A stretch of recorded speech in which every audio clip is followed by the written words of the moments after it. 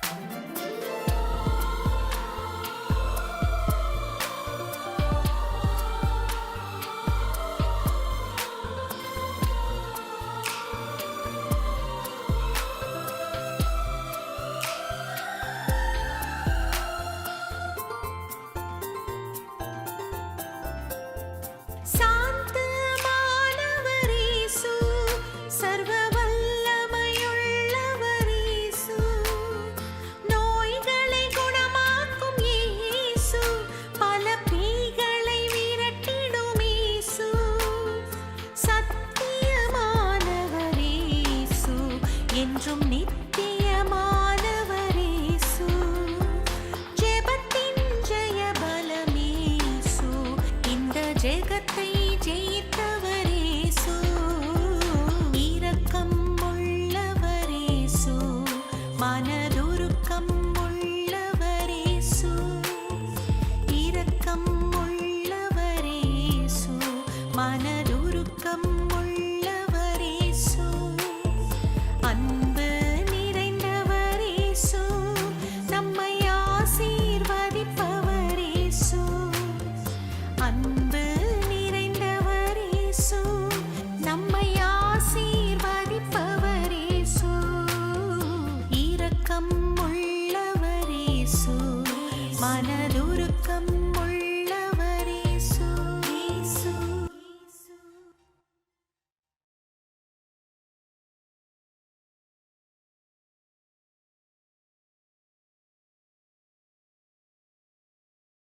ஹல்லேலூயா, ஹல்லேலூயா, ஹல்லேலூயா.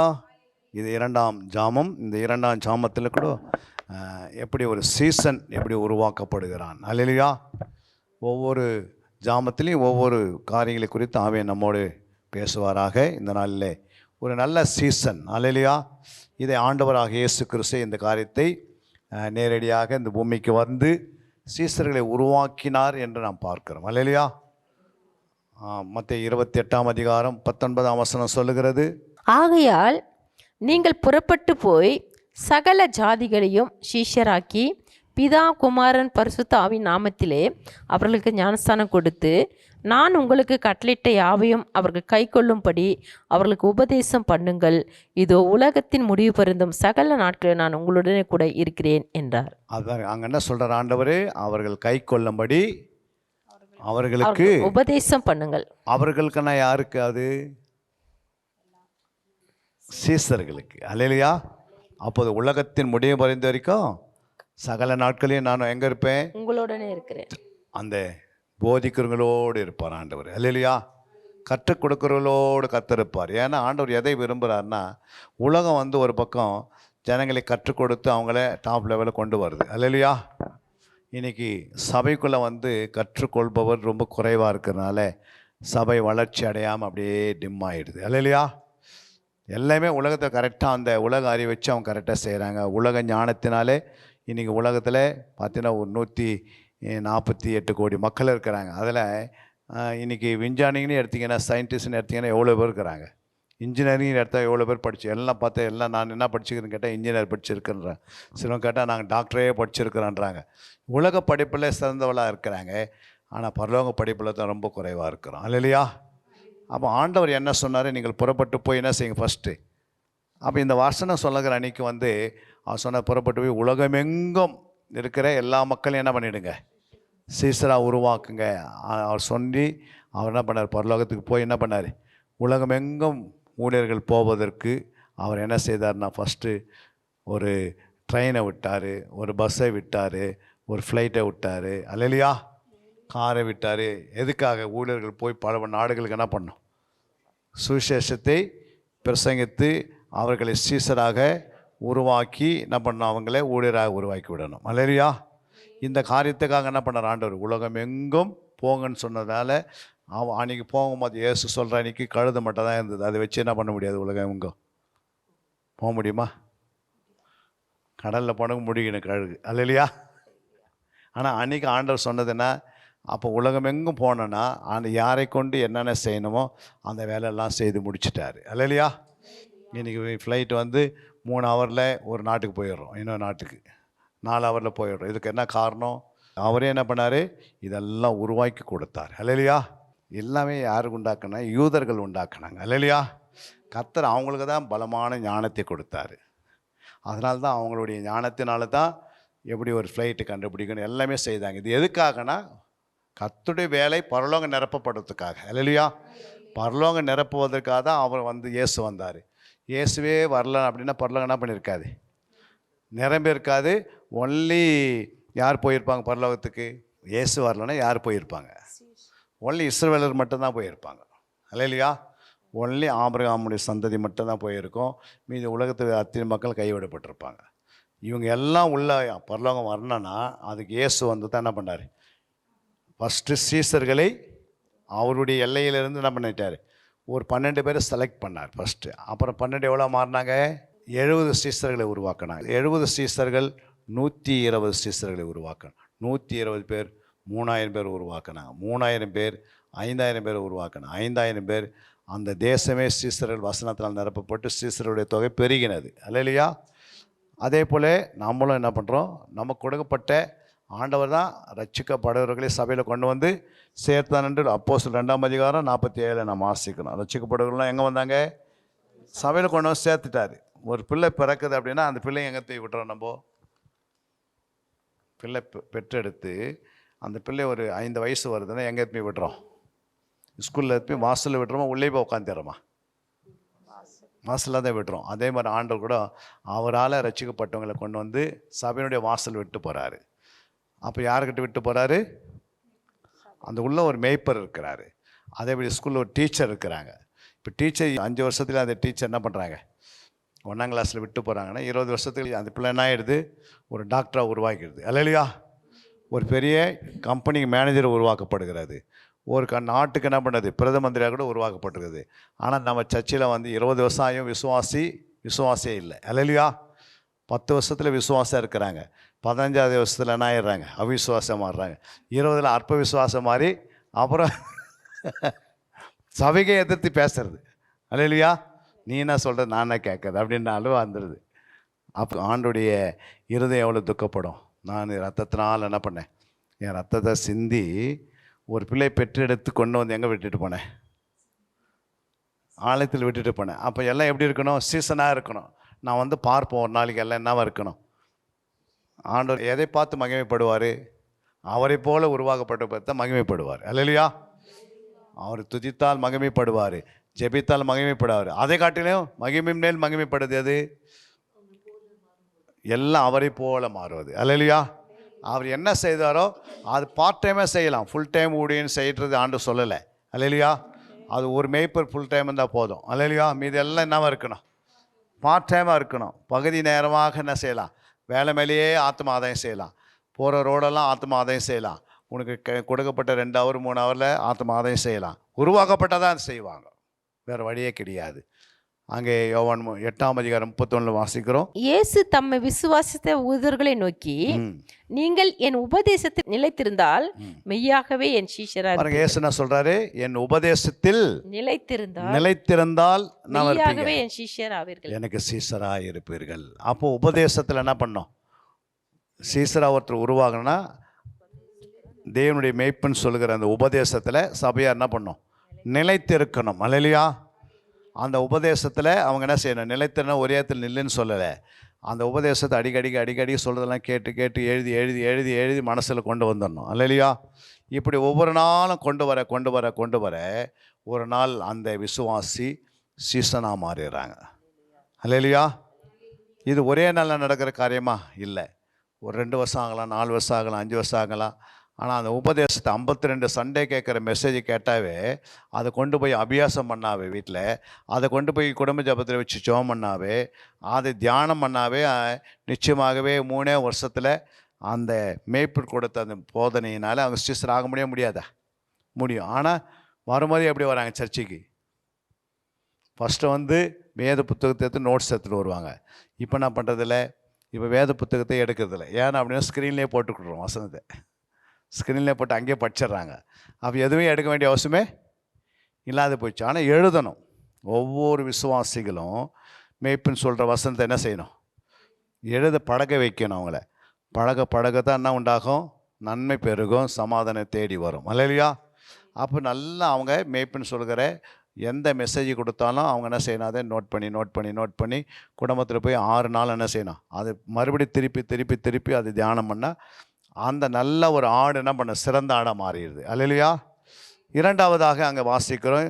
அங்கே யோவான் 15ஆம் அதிகாரம் 8ஆம் வசனம். நீங்கள் மிகுந்த கனிகளை கொடுப்பதினால் பிதா மகிமைப்படுவார், என் பிதா மகிமைப்படுவார், எனக்கும் சீஷர்களாக இருப்பீர்கள். அல்லையா? அப்போது ஒரு நல்ல சீசனுடைய வேலை என்ன, மிகுந்த கனிகளை கொடுக்கணும். ஃபஸ்ட்டு நம்ம என்ன பண்ண, சீசனுக்கு உபதேசம் பண்ணுறோம். 2வது அந்த உபதேசத்தில் அது நிலைத்திருக்கணும். 3வது அந்த உபதேசத்தில் அது நிலைத்திருந்தால் அது மிகுந்த கனிகளை கொடுக்கிறது. அல்லையா? அப்போ மிகுந்த கனிகளை கொடுத்தால் பிதாவாகிய தேவன் மகிமைப்படுவார். அல்லையா? யார் மகிமைப்படுறது, பிதா மகிமைப்படுறார். நம்ம பாடி துதித்து மகிமைப்படுத்தி வைக்கிறோம். ஆனால் பிதாவினுடைய உள்ளம் எப்போ மகிமைப்படுதுன்னா, சொல்ல பாருங்க, நீங்கள் மிகுந்த கனி கொடுப்பதினால் எனக்கு என்னவா இருப்பீங்க, சீசராக இருப்போங்க. அப்போ ஒரு சீசனுடைய வேலை என்ன, கனி கொடுக்கணும். ஆனால் அந்த கனினா மாறிடணும் இல்லை, மிகுந்த கனி கொடுக்கணும். அப்படி தான் கனி கொடுத்தாங்க ஆரம்பத்தில், அந்த கனி மிகுந்த கனியாக மாறணும். அதே யோவானில் நம்ம வாசிக்கிறோம். யோவான் 15ஆம் அதிகாரத்தில் 1ஆம் வசனம் 2ஆம் வசனம் வாசிக்கும் போது, நான் மெய்யான திராட்சை செடி, என் பிதா திராட்சை தோட்டக்காரர், என்னில் கனி கொடாதிருக்கிற கொடி எதுவோ அதை அவர் அறுத்து போடுவார். பாருங்க, கனி கொடுக்கிற கொடியை தான் என்ன பண்ணோம், அறுக்க மாட்டார். அவர் திராட்சை செடி, நாம் கொடிகள், பிதா தோட்டக்காரர். அல்லேலூயா. அப்படி தான் சபை இருக்கிறது. எடுத்த பிறகு சபை என்ன பண்ணல, தோட்டம் இல்லாத செடி இல்லை, செடி இல்லாத கொடி இல்லை, கொடி இல்லாத கனி இல்லை. அல்லேலூயா. அப்போது ஆண்டவர் என்ன பண்ணுறாரு, பிதா தோட்டக்காராக இருக்கிறாரு, இயேசு செடியாக இருக்கிறாரு, நாம் கொடியாக இருக்கிறோம். கொடியும் செடியும் ஒன்றா இருந்தால், நிலைத்திருந்தால், உறுதியாக இருந்தால் நிச்சயமாக என்ன பண்ண, கொடியில் கனியை பார்க்க முடியும். அல்லேலூயா. அதான் அங்கே என்ன கனி கொடுப்பார், அடுத்த வசனம் சொல்கிற பாருங்க. எண்ணில் கனி கூடாது இருக்கிற கொடி எதுவோ அதை அவர் அறுத்து போடுகிறார். கனி கொடுக்கிற கொடி எதுவோ அது அதிக கனிகளை கனி கொடுக்கிறது தான் என்ன பண்ணணும், அதை சுத்தம் பண்ணுகிறார். கனி கொடுக்கறது 30%, எண்ணில் கனி கொடுக்கறது 30%. அப்புறம் என்ன செய்தாது, கனி கொடுக்கிற கொடி எதுவோ அதை அதிக கனி கொடுக்கும்படி அதை சுத்தம் பண்ணுகிறார். கனி கொடுக்கும்படி, அப்போ கனி கொடுத்துன்னு இருக்குது, அது அதிக கனி கொடுக்கும்படி அதை என்ன செய்யறாரா, அந்த கனிகளை கொடுக்கும்படி சுத்தம் பண்ணுகிறார். அதை சுத்தம் சிட்சிக்கிறாரு. அல்லேலூயா.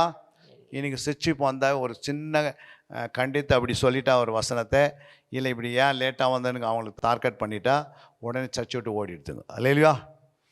அப்படின்னா அர்த்தம், சிட்சிப்பு மிக அவசியம். எதுக்கு சிட்சிக்கணும்,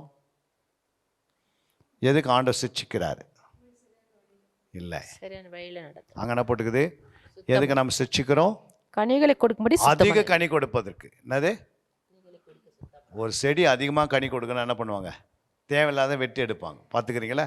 அதான் இயேசு சொல்கிறாரு, அதிக கனி கொடுக்கப்படினா அதை என்ன செய்வாரா, தேவையில்லாத சுத்தம் பண்ணுவார். தேவையில்லாத நம்ம சுத்தம் பண்ணி ஆண்டவர் என்ன பண்ணார், அந்த கனி கொடுக்குற கொடியானது அதிக கனி கொடுக்குது. இந்த அதிக கனி தான், கனி ஃபஸ்ட்டு 30% கொடுத்துன்னுக்குது, அதிக கனி தான் எத்தனை பர்சன்ட்டு, 60%. அல்லேலூயா. இப்போ தான் 8ஆம் வசனம் சொல்கிறார், 8ஆம் வசனம் தான் சொல்கிறார், அதுலேயே 15:8 நீங்கள் மிகுந்த கனிகளை நீங்கள் மிகுந்த கனி கொடுப்பதினால் என் பிதா மகிமைப்படுவார், எனக்கு சீஷராக இருப்பீர்கள். அல்லேலூயா. நம்ம மிகுந்த கனிகளை கொடுக்கணும். எப்போ கொடுக்க முடியும், 7ஆம் வசனம் சொல்லு பாருங்க. நீங்கள் எண்ணிலும் என் வார்த்தைகள் உங்களிலும் நிலைத்திருந்தால், அப்போ நீங்கள் எண்ணிலும் என் வார்த்தை உங்களிலும் நிலைத்திருந்தால் நீங்கள் கேட்டுக்கொள்வது எதுவோ அது உங்களுக்கு செய்யப்படும். அப்போ நீங்கள் எண்ணிலும் என் வார்த்தை உங்களிலும் இருந்தால் தானே கனி கொடுக்க முடியும். அப்போ இந்த வார்த்தை, கிறிஸ்துவுடைய வார்த்தை உள்ள கொண்டு போய் வைக்கிற வேலை தான் நமக்கான கொடுத்துருக்கிறாரு. அல்லேலூயா. அந்த வார்த்தை நிலைத்து ஏன் இல்லை அப்படின்னா, அந்த வார்த்தை உள்ள வந்திருக்கு ஜெபமே பண்றதில்லை. அல்லேலூயா. நான் தேவனுடைய வார்த்தை உள்ள வந்திருக்குன்னா செய்யணும். தேவனுடைய வார்த்தை உள்ள வந்து ஏன் ஜெபம் பண்ணணும், நிலைத்திருக்க பாதுகாக்கணும். அல்லேலூயா. நாமே நாம் பாதுகாக்கணும். ஏன் பாதுகாக்கணும், அந்த வார்த்தை பிசாசனம் பண்ணிடுவான், தந்திரமாக எடுத்துடுவான். அல்லேலூயா. பிசாசுடைய வேலைன்னா திருடவும் அடிக்காரம், 3 வேலை தான் அவனுடைய வேலை. ஒன்று, அந்த வார்த்தை திருடிடுவான், உடனே உனக்குள்ளே இல்லாதபடி எம்டிஆக்கி விட்டுறான். அதனால தான் அந்த வார்த்தையை நிலைத்திருக்க பண்ணணுன்னா நீங்கள் உடனே என்ன செய்யணும், தியானிக்கணும், அதை தான் யோசிக்கணும், அதை தான் சிந்திக்கணும், அதை தான் நினைக்கணும். அப்போ அந்த வார்த்தை நிலைத்திருக்கும் போது அது தானே என்ன பண்ணிடுது, மிகுந்த கனிகளை கொடுக்கிறது. அது 9ஆம் வசனம் சொல்றது பாருங்க. பிதா என்னில் அன்பா இருக்கிறது போல நானும் உங்களில் அன்பா இருக்கிறேன், என்னுடைய அன்பிலே நிலைத்திருங்கள். பாருங்க என்ன சொல்றாரு, பிதா கனியை பேசிட்டு வந்து என்ன பண்றாரு, இப்போ அன்பு கனினா என்னன்னு காட்டுறாரு பாருங்க. கனினா அன்பு. அப்போ பிதாவின் அன்பு, குமாரனுடைய அன்பு என்னுடைய அன்பிலே நிலைத்திருக்கின்றது. ஏன் அப்படின்னா, கனியை முடிக்கும் போது அந்த கனியில நிலைத்திருக்கும் போது, கனி மிகுதியாக கொடுக்கும் போது, கனியில் அன்பு தான் கனின்றது என்று கொண்டு வந்து வைக்கிறாரு. இப்போ அன்புக்கு பிறகு நம்ம என்ன பேசுகிறோம், ஆவின் கனியில் அன்புக்கு அடுத்ததுனா வருது, சந்தோஷம் வருதா, சாந்தம் வருதா, சந்தோஷம் வருது. அடுத்தது வசனம் வாசித்து பாருங்க, 10ஆம் வசனம். நான் என் பிதாவின் கற்பனைகளை கைக்கொண்டு அவருடைய அன்பில் நிலைத்திருக்கிறது போல நீங்கள் என் கற்பனைகளை கைக்கொண்டிருந்தால் என்னுடைய அன்பில் நிலைத்திருப்பீர்கள், என்னுடைய சந்தோஷம் உங்கள். 11. இப்போ ஆவின் கனி அப்படியே வச்சுனே வர்றார் பின்னாடியே ஒன்று கொண்டு பண்ணு. என்னுடைய சந்தோஷம் உங்களில் நிலைத்திருக்கும் படிக்கும், உங்கள் சந்தோஷம் நிறைவாக இருக்கும் படிக்கும் இவைகளை உங்களுக்கு சொன்னேன். அப்போ சந்தோஷம் எங்கே போகுது, நிறைவான சந்தோஷத்துக்கு போயிடுது. அப்போ கனியை ஆரம்பிக்கிற 15:1 அதை அப்படியே பேசின்னு வர வார்த்தை. அப்புறம் ஃபஸ்ட்டு என்ன செய்கிற, செடின்றாரு, அப்புறம் நீங்கள் கொடின்றாரு, அப்புறம் அப்படியே நம்மளுக்கு அதிக கனின்றாரு, இப்படியே பேசினே வந்தேங்கிறாரு. அப்புறம் நீ என் வார்த்தை உன்னிலை, உன் வார்த்தை என்னில்லை, அப்படியே பேசுகிறாரு.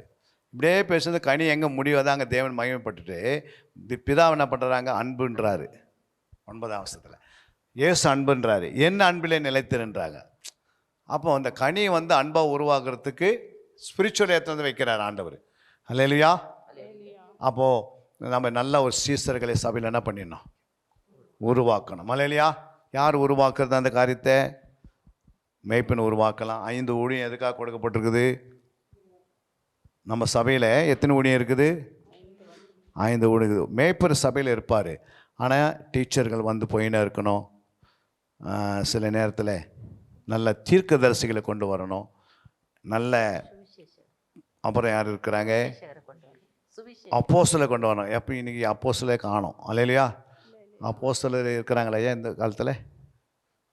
அப்போஸ்தலர்னா அவங்களுக்கு என்ன இருக்கக்கூடாது? அப்போஸ்தலர் நம்ம இருக்கக்கூடாது, வீடு இருக்கக்கூடாது, சொந்த இடம் இருக்கக்கூடாது. அவங்க தான் யார்? அப்போஸ்தலர். 2வது தீர்க்கதரிசி இருக்கிறாங்களா நம்ம பட்டணத்தில்? தீர்க்கதரிசிக்கு என்ன இருக்கக்கூடாது? எந்த வீடு வாசலும் எலியை போல் இருக்கணும், எலிசா போல் இருக்கணும். ஏறுமாடே விட்டு வந்துட்டார் அவர். அப்போ தீர்க்கதரிசிக்கு மட்டும் என்ன இருக்கக்கூடாது? வீடு வாசல் எதுவும் இருக்கக்கூடாது. அவங்க வந்து விதத்து போயினே இருப்பாங்க. புரியுங்களா? இருக்கிறாங்களா சிஸ்டர்? அப்போ அப்போஸ்தலனை பார்க்க முடியல, சீசனை பார்க்க முடியல. அல்லேலூயா. இருக்கிறாங்களா? இல்லையே. இப்போது வேறு யார் இருக்கிறாங்க? சுவிசேஷர் இருக்கிறாங்க. அவங்க சபைக்கு வெளியே இருந்து என்ன பண்ணோம்? சபைக்கு வெளியே இருந்து சுவிசேஷர்கள் ஆத்மாதேசம். ஆனால் இப்போ சுவிசேஷம் எங்கே வந்துட்டாங்க? மேய்ப்பர் கூட்டின்னு வந்து சபையில் நிற்க வச்சுட்டாங்க. இப்போ ஆடுகள் எங்கே போயிடுது? சுவிசேஷம் பின்னாடியே போயிடுது. அவங்க அங்கங்கே மீட்டிங் வச்சு நடத்திக்க வேண்டியது தான். அல்லேலூயா. அப்போ சுவிசேஷகர் சபைக்கு வெளியே பயன்படுத்தணும், மேய்ப்பர் கொண்டு வந்து. புரியுங்களா? எங்கே கொண்டு வரணும்? வெளியே பயன்படுத்தணும். நிறைய ஓப்பன் மீட்டிங் போட்டு சுவிசேஷங்களை கண்டுபிடிச்சி பிரசங்கியாரை கொண்டு வந்து வெளியே விதித்தா நம்ம புதிய ஆத்துமாக்களை கொண்டு வரதுக்கு தான் ஆண்டவன் என்ன பண்ணிட்டாரு? சுவிசேஷங்களை வச்சிருக்கிறாரு, தீர்க்கதரிசிகளை வச்சிருக்கிறாரு. அல்லேலூயா. அதுக்கடுத்தது அப்போஸ்தலர்களும் என்ன பண்ணியிருக்கிறாங்க? வந்து அவங்க அந்த வேலையை முடிச்சுட்டு போயினே இருப்பாங்க. டீச்சருங்க தான் எங்கே வருவாங்க? சபைக்குள்ளே ரைட் ஹேண்ட் மாதிரி மேய்ப்பர்களுக்கு ரைட் ஹேண்டை வந்து அவங்க என்ன பண்ணுவாங்க? உருவாக்கத்துக்காக பிரயாசப்படுவாங்க. ஏன்னா அவங்க மேலே அந்த அபிஷேகம், ஒவ்வொரு மேலும் ஒவ்வொரு அபிஷேகத்தை கர்த்தர் கொடுக்குறாரு. புரியுங்களா? இவன் மேய்ப்பர் மேலே என்ன அபிஷேகம் இருக்கும்? அப்போஸ்தலர் 20:28. ஆகையால் உங்களை குறித்தும் தேவன் தம்முடைய சுய ரத்தத்தினால சம்பாதித்து கொண்டு தமது சபையை மேய்ப்பதற்கு பரிசுத்த ஆவி உங்களை கண்காணிகளாக வைத்த மந்தை முழுவதையும் குறித்து எச்சரிக்கையாயிருங்கள். ஆமென். அல்லேலூயா. அல்லேலூயா. அப்போ மேய்ப்பருக்கு நல்லா தெளிவாக தெரியணும். ஏன் அப்படின்னா இன்றைக்கி மேய்ப்பர்கள் வந்து சிலவங்க நல்லா தெளிவாக இருக்கிறாங்க, சில மேய்ப்பர்களுக்கு என்ன பண்ண முடியாது, தெளிவே இல்லை. அதனால தான் நிறைய ஆடுகள் என்ன பண்ணிடுது? ஒரு ஆடு வந்து உள்ளே வந்து அது உருவாகிறதுக்கு கர்ப்ப வேதனை. கலாத்தியர் 4:19 சொல்கிறா பாருங்க. என் சிறு பிள்ளைகளே, என் சிறு பிள்ளைகளே, கிறிஸ்து உங்களிடத்தில் உருவாகும் அளவும் கிறிஸ்து உங்களுக்குள் உருவாகும் அளவும் உங்களுக்காக மறுபடியும் கர்ப்ப வேதனைப்படுகிறேன். பாருங்க, மறுபடியும் கர்ப்ப வேதனைப்படுகிறேன். அப்போ யார் கர்ப்ப வேதனை? மேய்ப்பருக்கு தான் கர்ப்ப வேதனை. ஏன்னா கண்காணி இல்லை. அப்போது அதை உருவாக்கணும். குழந்தைகள் பெற்றெடுக்கிறது ஈஸி, ஆனால் பிள்ளைகளை உருவாக்குறது தான். ஏலி கூட தன் பிள்ளைகள் என்ன பண்ணார்? பெற்றெடுத்தார். ஆனால் என்ன பண்ணல? கண்காணிக்கலை, சரியாக உருவாக்காதனால என்ன ஆயிடுச்சு? ஆலயத்துக்கு வரவங்களாம் என்ன பண்ணிடுச்சு? அந்த மேய்ப்பினுடைய பிள்ளைங்களே, ஏலியுடைய பிள்ளைகளே ஆலயத்துக்கு வரவங்களாம் என்ன பண்ணி விபச்சாரம் வேசித்தனை பண்ணி நாசப்படுத்திச்சு. ஆண்டவர் சொல்கிறாரு, நான் அவங்கள என்ன பண்ணுவேன்? 2 பேரையும் ஒரே நேரத்தில் அழிச்சிடுவேன்றாரு. தேவனுடைய கோபம் வந்துடுச்சு. சாமுவேல் பிள்ளைகிட்ட பாருங்கள், சாமுவேல் கூட ஊரெல்லாம் சுற்றினார், ஆனால் என்ன பண்ணல? பிள்ளைங்களை முதல் லஞ்சம் வாங்கணுங்க யாருன்னா சாமுவேல் பிள்ளைங்க தான், 2 பிள்ளைங்களும். அல்லேலூயா. லஞ்சம் வாங்குற பிள்ளைங்க. ஏன்னா இவங்க சாமுவேலும் ஏலி 2 பேரும் ஒன்றா படுத்து தூங்கியிருந்தவங்க, ஆலயத்தில் ஒன்றா இருந்தவங்க சபையில். அதனால 2 பேரும் சுபா எப்படிக்குது? ஊழியம் செய்தாங்க, ஆனால் பிள்ளைங்களை என்ன பண்ணிட்டாங்க? கண்காணிக்கலை. சாமுவேல் பிள்ளைங்க தப்பு செய்யறதுக்கு என்ன காரணம்? ராஜா வரத்துக்கு யார் காரணமாக இருந்தாங்க? சவுல் ராஜா வரத்துக்கு யார் காரணம்? சாமுவேல் பிள்ளைங்க தான். இவங்க என்ன பண்ணிக்கிறாங்கன்னா நீதிக்கு அநியாயம் செய்தாங்க, அநீதிக்கு நீதி செய்தாங்க. அதனால தான் நல்ல ஒரு எங்களுக்கு நியாயாதிபதி வேணும்னு கேட்டாங்க, ஒரு ராஜா வேணும்னு கேட்டது யார் காரணம்? இவங்க 2 பேர் நிமித்தம் தான். புரியுங்களா? ஆனால் சாமுவேல் தான் முதல் பெயர் சபைக்கு என்ன பண்ணிட்டாரு? ஊழியம் செய்தார். ஏலி என்ன பண்ண? ஆசானி ஊழியம் செய்தார். ஆனால் பிள்ளைங்க கெட்டு போயிடுச்சு. நம்ம பிள்ளைங்களுக்கு வந்து ரொம்ப ஜாக்கிரதையாக இருக்கணும் கடைசி காலத்தில். ஏன்னா பிள்ளைகள் மூலமாக பிசாசு என்ன பண்ணுவான், விதை போட்டுருவான். அதனால் நம்ம என்ன பண்ணணும், அதுக்கு முன்னாடி நம்ம விதை போட்டு உருவாக்கணும். அல்லேலூயா. அப்போ சபை வளரும். அல்லேலூயா. அதை தான் சீசர்களை என்ன செய்ய சொன்னார் ஆண்டவர், உருவாக்குங்க. புரியுங்களா? சீசன் உருவாகிறதுக்கு நம்ம பெரிய டெக்னிக்கெல்லாம் செய்ய வேண்டிய அவசியம் கிடையாது. புரியுங்களா? மேய்ப்பனோடு ஒரு நல்ல போதகனை கூப்பிட்டு வந்து அடிக்கடிக்கு உருவாக்கணும். உருவாக்குற வரைக்கும் நம்ம தூக்கமே என்ன பண்ணக்கூடாது, கர்ப்ப வேதனைப்படணும். அங்கே சொல்ல பாருங்கள், அங்கே கிறிஸ்து உங்களுக்குள் உருவாகமளவும் மறுபடியும் கர்ப்ப வேதனை. கர்ப்பன்ற வேதனை என்னது? கர்ப்ப வேதனை எத்தனை மாதமா?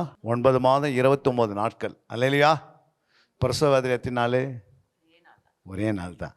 அப்போது பிரசவம் பண்ணுறது ஈஸி, ஆனால் என்ன பண்ணுறது, கர்ப்ப வேதனை தான் கஷ்டம். ஏன்னா அந்த பிள்ளை உருவாகும் அளவு அந்த தாய் படுற பாடு எவ்வளோ கஷ்டம்னு அந்த தாய்கள் கேட்டால் சொல்லுவாங்க. ஏன் அந்த பிள்ளை 9 மாதம் 29 நாள் வயிற்றில் சுமர்ப்பதுக்கு அவங்க எப்படி உட்கார முடியாது, படுக்க முடியாது, இப்படி பண்ணால் இப்படி இந்த சைடு படுக்க முடியாது, எப்படி படுக்கணும் ஆசைப்படுறோம் அப்படி படுக்க முடியாது, வேகமாக ஓட முடியாது, நடக்க முடியாது, என்ன பண்ண முடியாது. புரியுங்களா? சரியான உட்காந்து படுக்கணும், உட்காந்து எதுவுமே அவங்களுக்கு என்ன இல்லை, அடி வலி தாங்க முடியாது. ஆனாலும் கர்த்தர் என்ன செய்கிறாரு, ஒரு விசுவாசி சீசனாக உருவாக்கத்துக்கு அந்த சீசனை உருவாக்குறது என்ன செய்யணுமா, கர்ப்ப வேதனையோடு இருந்தால் தான் உருவாக்க முடியும். நமக்குள்ளே கர்ப்ப வேதனை இருக்கலாம், ஆண்டவர்கிட்ட கேட்கணும், ஆண்டவரே என்மேல் கர்ப்ப வேதனை ஆவி என்ன பண்ணுங்க, ஊற்றுங்க, என்னை நிரப்பன்னு கேட்கணும். ஏன்னா நான் யாரையுமே சாதாரணமாக நினச்சிடக்கூடாது. அல்லேலூயா. படித்தாதான் சீசனாக உருவாகணும்ல. ஆண்டவர் படிக்காதவர்களே என்ன பண்ணிட்டாரு, சீசரால் உருவாக்கினான்று அப்போஸ்தலர் 4ஆம் அதிகாரம் 13ஆம் வசனத்தில் வாசிக்கலாம். பேதுரும் யோவானும் பேசுகிற தைரியத்தை அவர்கள் கண்டு, பேசுகிற தைரியத்தை பார்த்து, அவர்கள் படிப்பறியாதவர்கள் என்றும், பாருங்க, அவர்கள் படிப்பறியாதவர்கள், பேதமை உள்ளவர்கள் என்றும் பேதமை உள்ளவர்கள் அறிந்தபடியினால் ஆச்சரியப்பட்டு அவர்கள் இயேசுவுடனே கூட இருந்தவர்கள் அவர்கள் இயேசு கூட இருந்தபடியினால் அறிந்து கொண்டார்கள். அப்ப யாரு? பேதுரு யோவான். யாரு? படிக்காத 1ஆம் கிளாஸ் கூட படிக்கல. நம்மளாலும் கொஞ்சம் படிச்சுட்டு வந்திருக்கிறோம். அல்லேலூயா. இப்போ இருக்கிறவங்க நிறைய படிச்சிருக்கிறாங்க. அதனால தான் என்ன பண்ண முடியல, யாருமே உருவாக்க கஷ்டமாயிடுது. ஆனால் அவங்களுக்கு இந்த காரியங்களை சொல்லி தரணும். ஏன்னா பேதைகளை கற்று என்ன பண்ணுறாரு, ஞானிகளாக மாற்றுகிறார். அல்லேலூயா. அப்போ எவ்வளோ தான் ஒருத்தர் படிச்சிருந்தாலும் அது அவங்களுக்கு படிப்பு பரலம் கொண்டு போகாது. அப்போ அந்த படிப்புக்கு கீழே என்ன செய்யணுங்க, தன்னை தாழ்த்தணுமா. உலகத்தில் எவ்வளோ தான் படிச்சிருந்தாலும் என்ன செய்யணும், அந்தந்த விசுவாசிகள் அந்த என்ன பண்ணணும், தன்னை தாழ்த்தினோம். நாங்கிட்ட ஒன்றுமே இல்லை ஆண்டவரே, நீ என்னை எடுத்து பயன்படுத்துங்க, நீ எடுத்து என்னை பயன்படுத்துங்க, என்னை சீசனாக உருவாக்கணும்னு ஒவ்வொரு விசுவாசி சொன்னால் தான் முடியும். ஏன்னா அவங்களுக்கு நல்லா தெரியும், நான் நிறைய படிச்சுட்டு இருக்கிறேன், சர்ச்செல்லாம் ஒன்றுமே கிடையாது, ஃபாஸ்ட்டாக என்ன படிச்சிருந்தாரு, 8ஆம் கிளாஸ் 9ஆம் கிளாஸ் ஃபஸ்ட்டு எனக்கு போதிக்கணுமா அப்படின்னு கூட பிசாசு பேசுவான். புரியுங்களா? அவன் மனதில் ஒரு விதை போட்டுட்டான்னா பிசாசு அதுக்கு பிறகு பார்த்தீங்கன்னா அவங்க எவ்வளோ தான் சத்தியம் சொன்னா பண்ணதில்லை. நான் ஒரு இன்ஜினியர் ஆகிட்டேன், நான் ஒரு பேங்க் மேனேஜர் ஆகிட்டேன் அப்படின்ற அளவுக்கு. புரியுங்களா? ஆனால் தாவீது யார்? ஒரு ராஜா. தாவீது ஒரு ராஜா. அந்த ராஜா எங்கே இருக்கிறாரு? சிங்காசனத்தில் இருக்கிறாரு. சிங்காசனத்தில் ஒருத்தன் வானா வருவான், போனால் போவான். அந்த அளவுக்கு அவனுக்கு அதிகாரம் இருக்கிறது. ஆனால் அவன் எங்கே வரான்? என்னுடைய ஆலயத்துக்கு வரதே நான் பார்க்க முடிகிறது. சங்கீதம் 27ஆம் அதிகாரம் 4ஆம் வசனத்தில் வாசிக்கிறோம், கர்த்தரிடத்தில் நான் ஒன்றை கேட்டேன், அதே நாடுவேன், நான் கர்த்தருடைய மகிமையை பார்க்கும்படி, நான் அவருடைய ஆலயத்தில் ஆராய்ச்சி செய்யும்படி, என் ஜீவனால் நாளெல்லாம் கர்த்தருடைய ஆலயத்தில் தங்கியிருப்பதே. யார் சொல்கிறது? ராஜா சொல்கிறாரு. அவர் எங்கே சொல்கிறார்? ஆலயத்துக்கு நான் வரணுன்னு. ஆனால் நம்மளாலும் கொஞ்சம் ஃபஸ்ட்டு சின்ன வேலை செய்த கூட மேய்ப்பரை கூப்பிட்டு அங்கேயே நான் தசமாக கொடுக்குறேன் வாங்க அப்படின்ட்டுருவாங்க. அல்லேலூயா. காணிக்கு தரேன் ஐயா, நீங்கள் வந்துடுங்க, அங்கே நீங்கள் வந்து எனக்கு வரத்துக்கு டைம் இல்லை அப்படின்னு சொல்கிறதுக்கெல்லாம் இன்றைக்கி எவ்வளோ பேர் இருக்கிறாங்க. அல்லேலூயா. ஆனால் ஆண்டவர்கிட்ட பாருங்கள், இவ்வளோ பெரிய மனுஷன் ராஜாவாக இருக்குது, அவர் சொல்கிறாரு தன்னைத்தான் தாழ்த்தி எங்கே வராரு. அதனால தான் என் இருதயத்துக்கு ஏற்றன்னு சொன்னார் ஆண்டவர். புரியுங்களா? அவனுக்குள்ளே என்ன இல்லை, யூகா இல்லை. அல்லேலூயா. எந்த மேட்டுமை கிடையாது. புரியுங்களா? அவன் தன்னைத்தானே தாழ்த்தி தெய்வ சமூகத்தை வரத்துக்கு என்ன காரணம்? ஏன்னா தேவனுடைய மகிமை எங்கே இருக்குதான்? தேவனுடைய ஆலயத்தில் இருக்குதுன்னு அவனுக்கு தெரிஞ்சிருச்சு. அப்போ தேவனுடைய ஆராய்ச்சி எங்கே பண்ணணுமா? வேதத்தை எங்கே ஆராய்ச்சி பண்ணணுமா? தேவனுடைய ஆலயத்தில் வந்து பண்ணணுமா? அப்போ இதெல்லாம் வந்து தாவீதுக்கு தெரிஞ்சிருந்தனால்தான் கர்த்தர் என்ன பண்ணார், தாவீதை கொண்டு தாவீதன் குமார் என்று ஒரு பேரை வாங்கினார். புரியுங்களா? தாவீதன் குமாரன் யார்? சாலமோன். ஆனால் மத்தேயு 1:1 வாசிக்கிறேன், தாவீதின் குமாரன் யார்? யார் சிஸ்டர்? பாருங்கள், ஏன் ஏசுன்னு எழுதினாரு? அங்கே யார் எழுதணும்? சாலமோன் எழுதணும். சாலமோனை விட்டுட்டாரு, யாரை தூக்கிட்டு போட்டுறாரு? இயேசு கிறிஸ்து வராரு தாவீதுக்கு குமாரனாக. அல்லேலூயா. இதெல்லாம் ஏன் அப்படின்னா, தன்னை தாழ்த்துனர் கொண்டு வந்து பைபிள் வைக்கிறார், ஜீவ புஸ்தகம் வைக்கிறார் ஆண்டவர். நம்ம பேர் ஜீவ புஸ்தகம் தக்க வைக்கணும்னா யார் பேர் வைப்போம்? நம்ம தாழ்த்த தான் உள்ளே வரோம். எல்லார் பேரும் வருமா?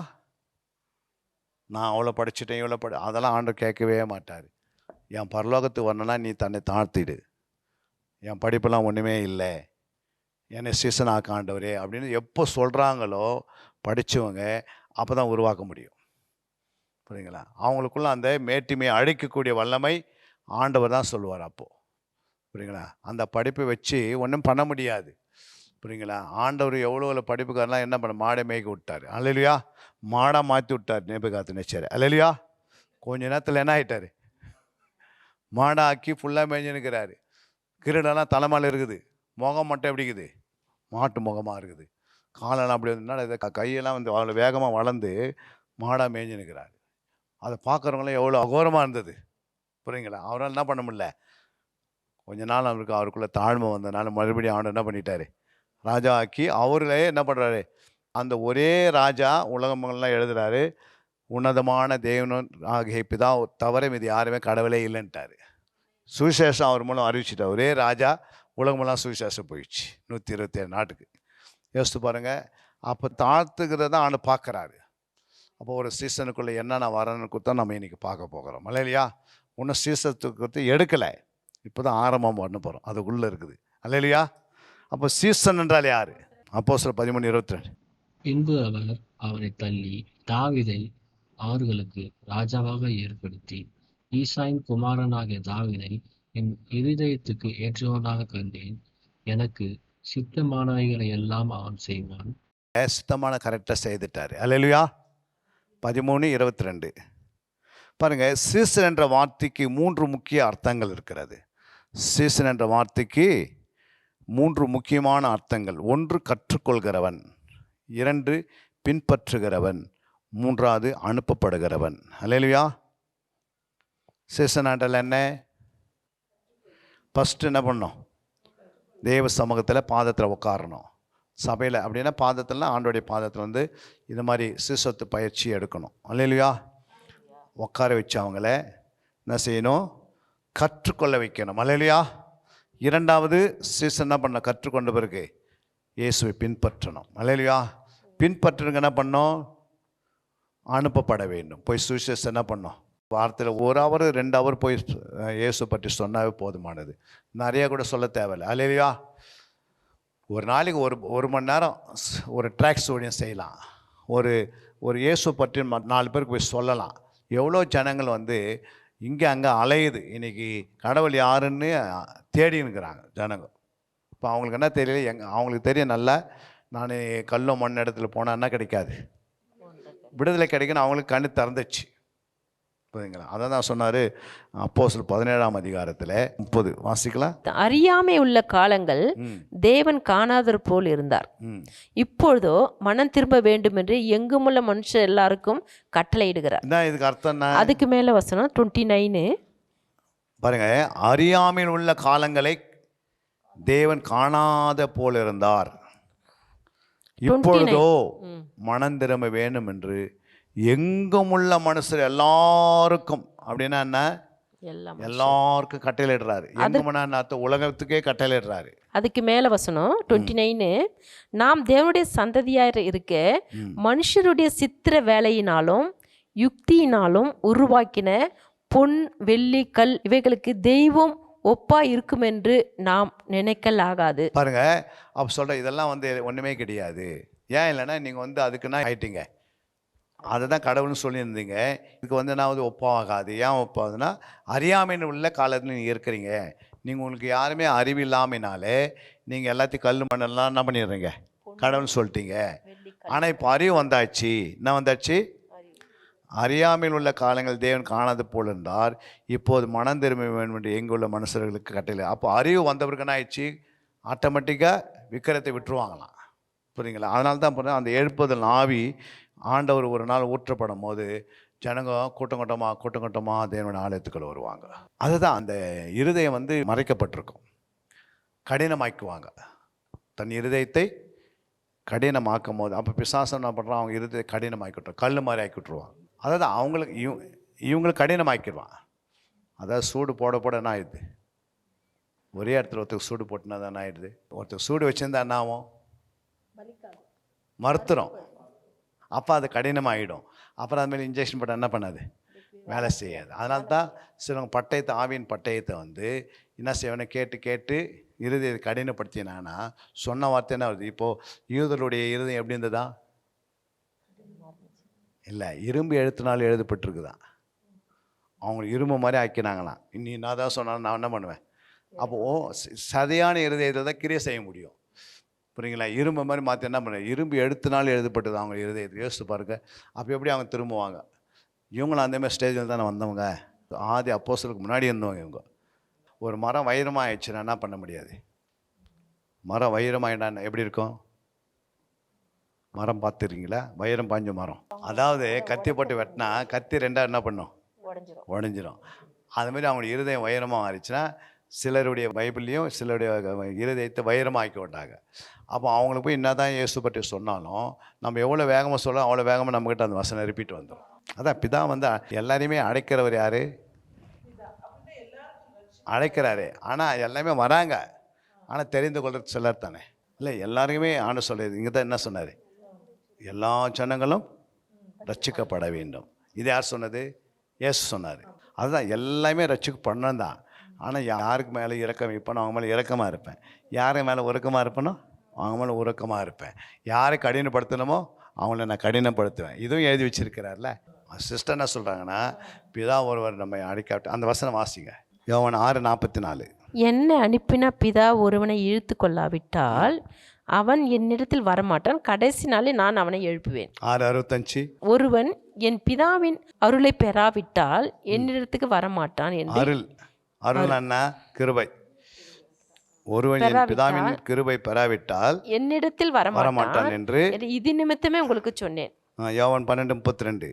நான் பூமியிலிருந்து உயர்த்தப்பட்டு, நான் பூமியிலிருந்து உயர்த்தப்பட்டு எல்லாரையும் என்னிடத்தில் இழுத்துக்கொள்வேன், எல்லாரும் என்னிடத்தில் இழுத்துக்கொள்வேன். இப்பதான் என்ன பண்றாரு, அப்போ எப்போ உயர்த்தப்பட, சிலுவையில் போய் ரத்தத்தை சிந்து உயிர்த்தி அந்த பிறகு எல்லாரையும் போய் உயர்த்தப்படுறாரு. இந்த வார்த்தை வந்து யாரை எடுக்கிறது, அந்த யூதர்களுக்கு மத்தியில் பேசப்படுகிறது, பரிசேயர் சதுசேயர்கள் மத்தியில் பேசப்படுகிறது.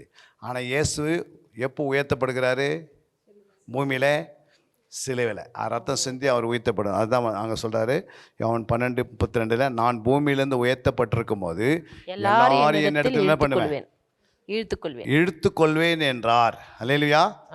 ஆனால் என்னை அனுப்பின பிதா ஒருவனை இழுத்து கொள்ளாவிட்டால் அவன் என்னிடத்தில் வரமாட்டான், கடைசி நாட்கள் அவனை எழுப்புவேன். கடைசி நாளிலே யாரை எழுப்புவேன் சொல்லுங்கம்மா, என்னை அனுப்பின பிதா ஒருவனை இழுத்து கொள்ளாவிட்டால் அவன் என்னிடத்தில் வரமாட்டான், ஆனால் கடைசி நாட்டில் அவன் என்ன பண்ணுவேன், எப்போ எழுப்பார், அவர் மரித்து உயிர்த்தந்ததுக்கு எல்லாரையும் எடுத்துக்கிறாரு. 6:44. அல்லேலூயா. 6:44 இதை சொல்கிறாரு. கடைசி நாட்கள் எப்போ எழுப்புறாரு தான் 32.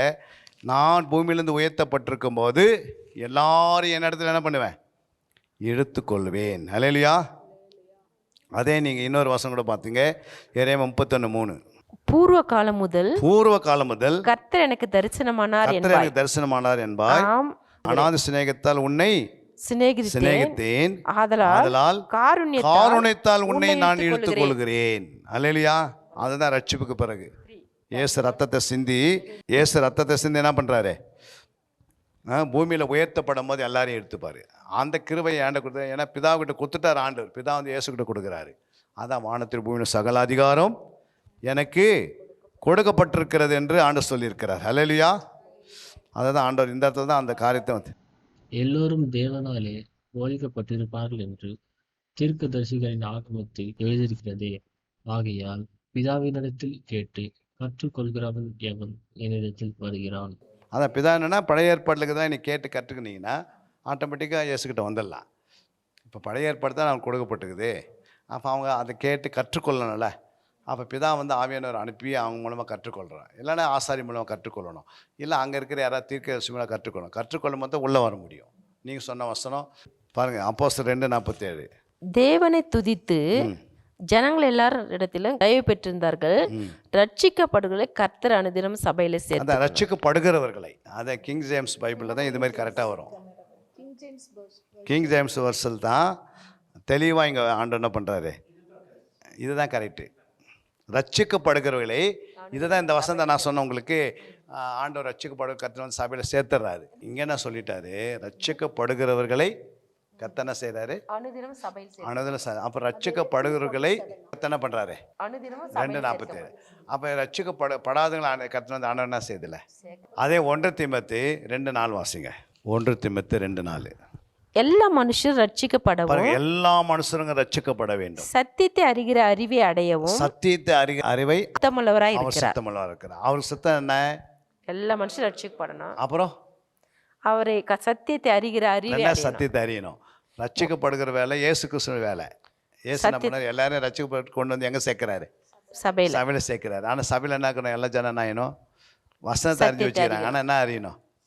சத்தியத்தை அறியணும். கல்யாணம் இல்லை, சத்தியம் தான் கனி கொடுக்கணும். அப்போ சத்தியம் என்னன்னு அவங்களுக்கு என்ன பண்ண மாட்டேங்குது, தெரியல. அப்போ என்ன பண்ண மாட்டேங்குது, சத்தியத்தை அறியாமல் தேவ சத்தம் நிறைவேற மாட்டேங்குது. புரியுங்களா? சித்தம் எங்கே நிறைவேறும், கனி கொடுக்கும்போது நிறைவேறிடும். அதை தான் மத்தேயு 7ஆம் அதிகாரம் 21 வாசிங்க. பரலோகத்தில் இருக்கிற என் பிதாவின் சித்தத்தின்படி செய்கிறவனே பரலோக ராஜ்யத்தில் பிரவேசிப்பானே அல்லாமல் என்னை நோக்கி கர்த்தாவே கர்த்தாவே என்று சொல்லுகிறவன் அதில் பரலோகத்தில் இருக்கிற என் பிதாவின் சித்தனை என்ன? இல்லை இல்லை, ரட்சிக்கப்பட்டுட்டாங்க. சத்தியத்தை அறியணும், கனி கொடுக்கணும். மேலே 20 எழுதுறா பாருங்க. ஆதலால் அவர்களுடைய கனிகளினாலே அவர்களை அறிவீர்கள். அப்போ கனி மேலே வச்சுட்டு கீழே பேசுகிறாரு, சித்தத்தை பேசுகிறாரு. அப்போ கனி இல்லை அப்படின்னு இப்போ ஒருத்தருக்குள்ள அன்பு இல்லை அப்படின்னா எப்படி அவங்கள வச்சு பரலோகத்துக்கு கொண்டு போக முடியும்? ஒருத்தருக்குள்ள நீடி பொறுமை இல்லை, எப்படி பரலோகத்துக்கு போக முடியும்? ரட்சிக்கப்பட்டுட்டாங்க, நியாயத்திற்கு போய் நிற்பாங்க. ஆண்டவர் கணக்கு கேட்பார். நான் உன்னை 20 வருஷம் சர்ச்சில் வச்சுட்டேன், கனி இல்லாத வந்து நிற்கிறே அப்படின்னு. அப்போ கனி இல்லாத மரத்தை என்ன பண்ணுறாரு ஆண்டவர்? வெட்டுண்டு அக்னியில் போடுறாரு. அவர் பசியாக இருக்கும் போது ஒரு மரத்துக்கிட்ட வந்து நீ பார்க்குற, அந்த மரத்தில் என்ன இல்லை, இலை மட்டும் இருக்குது, கிளை இருக்குது, வேர் இருக்குது, மரம் இருக்குது, எல்லாம் இருக்குது. அது நல்லா எப்படி இருக்குது, செழிப்பாக இருக்குது. சபையில் நல்ல செழிப்பாக இருக்குது, கார் இருக்குது, பங்களா இருக்குது, எல்லாம் இருக்குது. ஆனால் அவங்களுக்குள்ள சத்தியம் இல்லைன்னா அவங்க எப்படி போவாங்க பரலோகத்துக்கு? அதான் அந்த ஐஸ்வர்யம் பற்றி பேசுகிறார் ஆண்டவர். ஐஸ்வர்யம் மரியத்து எங்கே போனால்? பாதாளத்துக்கு போனால். அவங்ககிட்ட என்ன இல்லாத இருந்தது, கனியே இல்லை, மீதி எல்லாம் இருந்தது. கரெக்டாக ஆலயத்துக்கு வந்தான், தசமாக கொடுத்தான், எல்லாத்தையும் கொடுத்துட்டான். நல்ல டாப் லெவலே இருந்தான், கேட்கும் போதெல்லாம் கொடுத்தான், எல்லாமே செய்தான். ஆனால் என்ன செய்யலாம் அவர் ஆண்டவர்? பரலோகத்துக்கு ஏற்றுக்கொள்ளலையே. ஏன் ஏற்றுக்கொள்ளலை? அதுக்கு என்ன காரணம் அப்படின்னா, அவனை பண்ணிட்டான், ஜீவ தண்ணீராகியே இயேசு விட்டுட்டான் கோட்டை. ஏன்னா அவனுக்கு நரகத்துக்கு போன என்ன கேட்டான் உட்காந்துக்கின்னு? தண்ணீர் தான் கேட்டான். தண்ணீர் எங்கே இருக்குது? அவர் விழாவிலேருந்து ஊற்றப்பட்டுச்சு தண்ணீர், அது வசனத்தினால ஊற்றப்படுக்குது. அப்போ தண்ணீர் தேனாவும் எங்காவது நம்ம கொடுத்தா வாங்கி குடிச்சிட்டு கூட என்ன பண்ணிடலாம், பரலோகத்துக்கு போயிடலாம். தண்ணி எங்கே இருக்குது வருது? ஜீவ தண்ணீர். என் வசனங்கள் ஆவியாகவும் ஜீவனமாகவும் ஜீவ தண்ணீராக இருக்குன்னு சொல்கிறாரு. பேதர் சொல்கிறார், நான் யார் இடத்துல போவேன், நித்திய ஜீவ வசனம். எல்லாமே ஓடிட்டாங்க. அப்போ இருந்து ஒரு பேதர் அங்கே நிற்கிறாங்க. நீங்களும் ஓட சுத்தமாக இருக்குன்னு கேட்கும்போது என்ன பண்ணார்? ஏசுனா சொன்னார், நீங்களும் ஓட சுத்தமாக இருக்குன்னு கேட்டால் பேதர் உடனே என்ன பண்ணிட்டாரு? நித்திய ஜீவ வசனம் உம்மிடத்தில் உண்டே, நான் எங்கே போவேன் ஆண்டவர் அப்படின்னு. அப்போ வசனத்துக்குள்ளே தான் என்ன இருக்குது?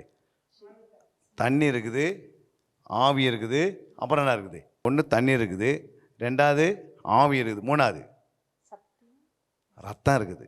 அல்லேலூயா. எங்கன்னா இருக்குது? ஒரு வார்த்தையை பிழிஞ்சா என்ன வரணும்?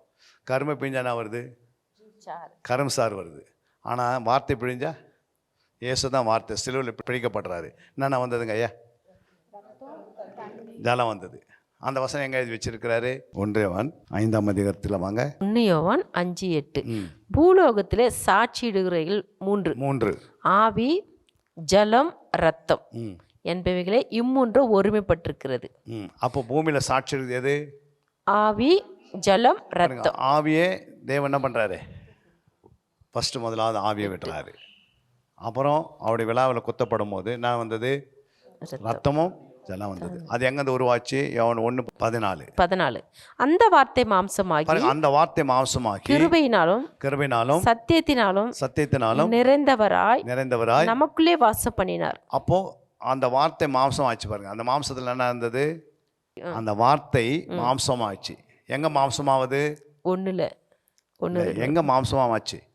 வார்த்தை வார்த்தை மாம்சம் மாம்சமாகி. எங்கே ஆயிடுச்சு? கன்னி மரியாளுக்குள்ள. என்னது? கன்னி மரியாளுக்குள்ள. அதான் அந்த அம்மா சொன்னாங்க, வார்த்தைக்கு நான் மாம்சமாகி. வார்த்தைக்கு அடிமை. அடிமை.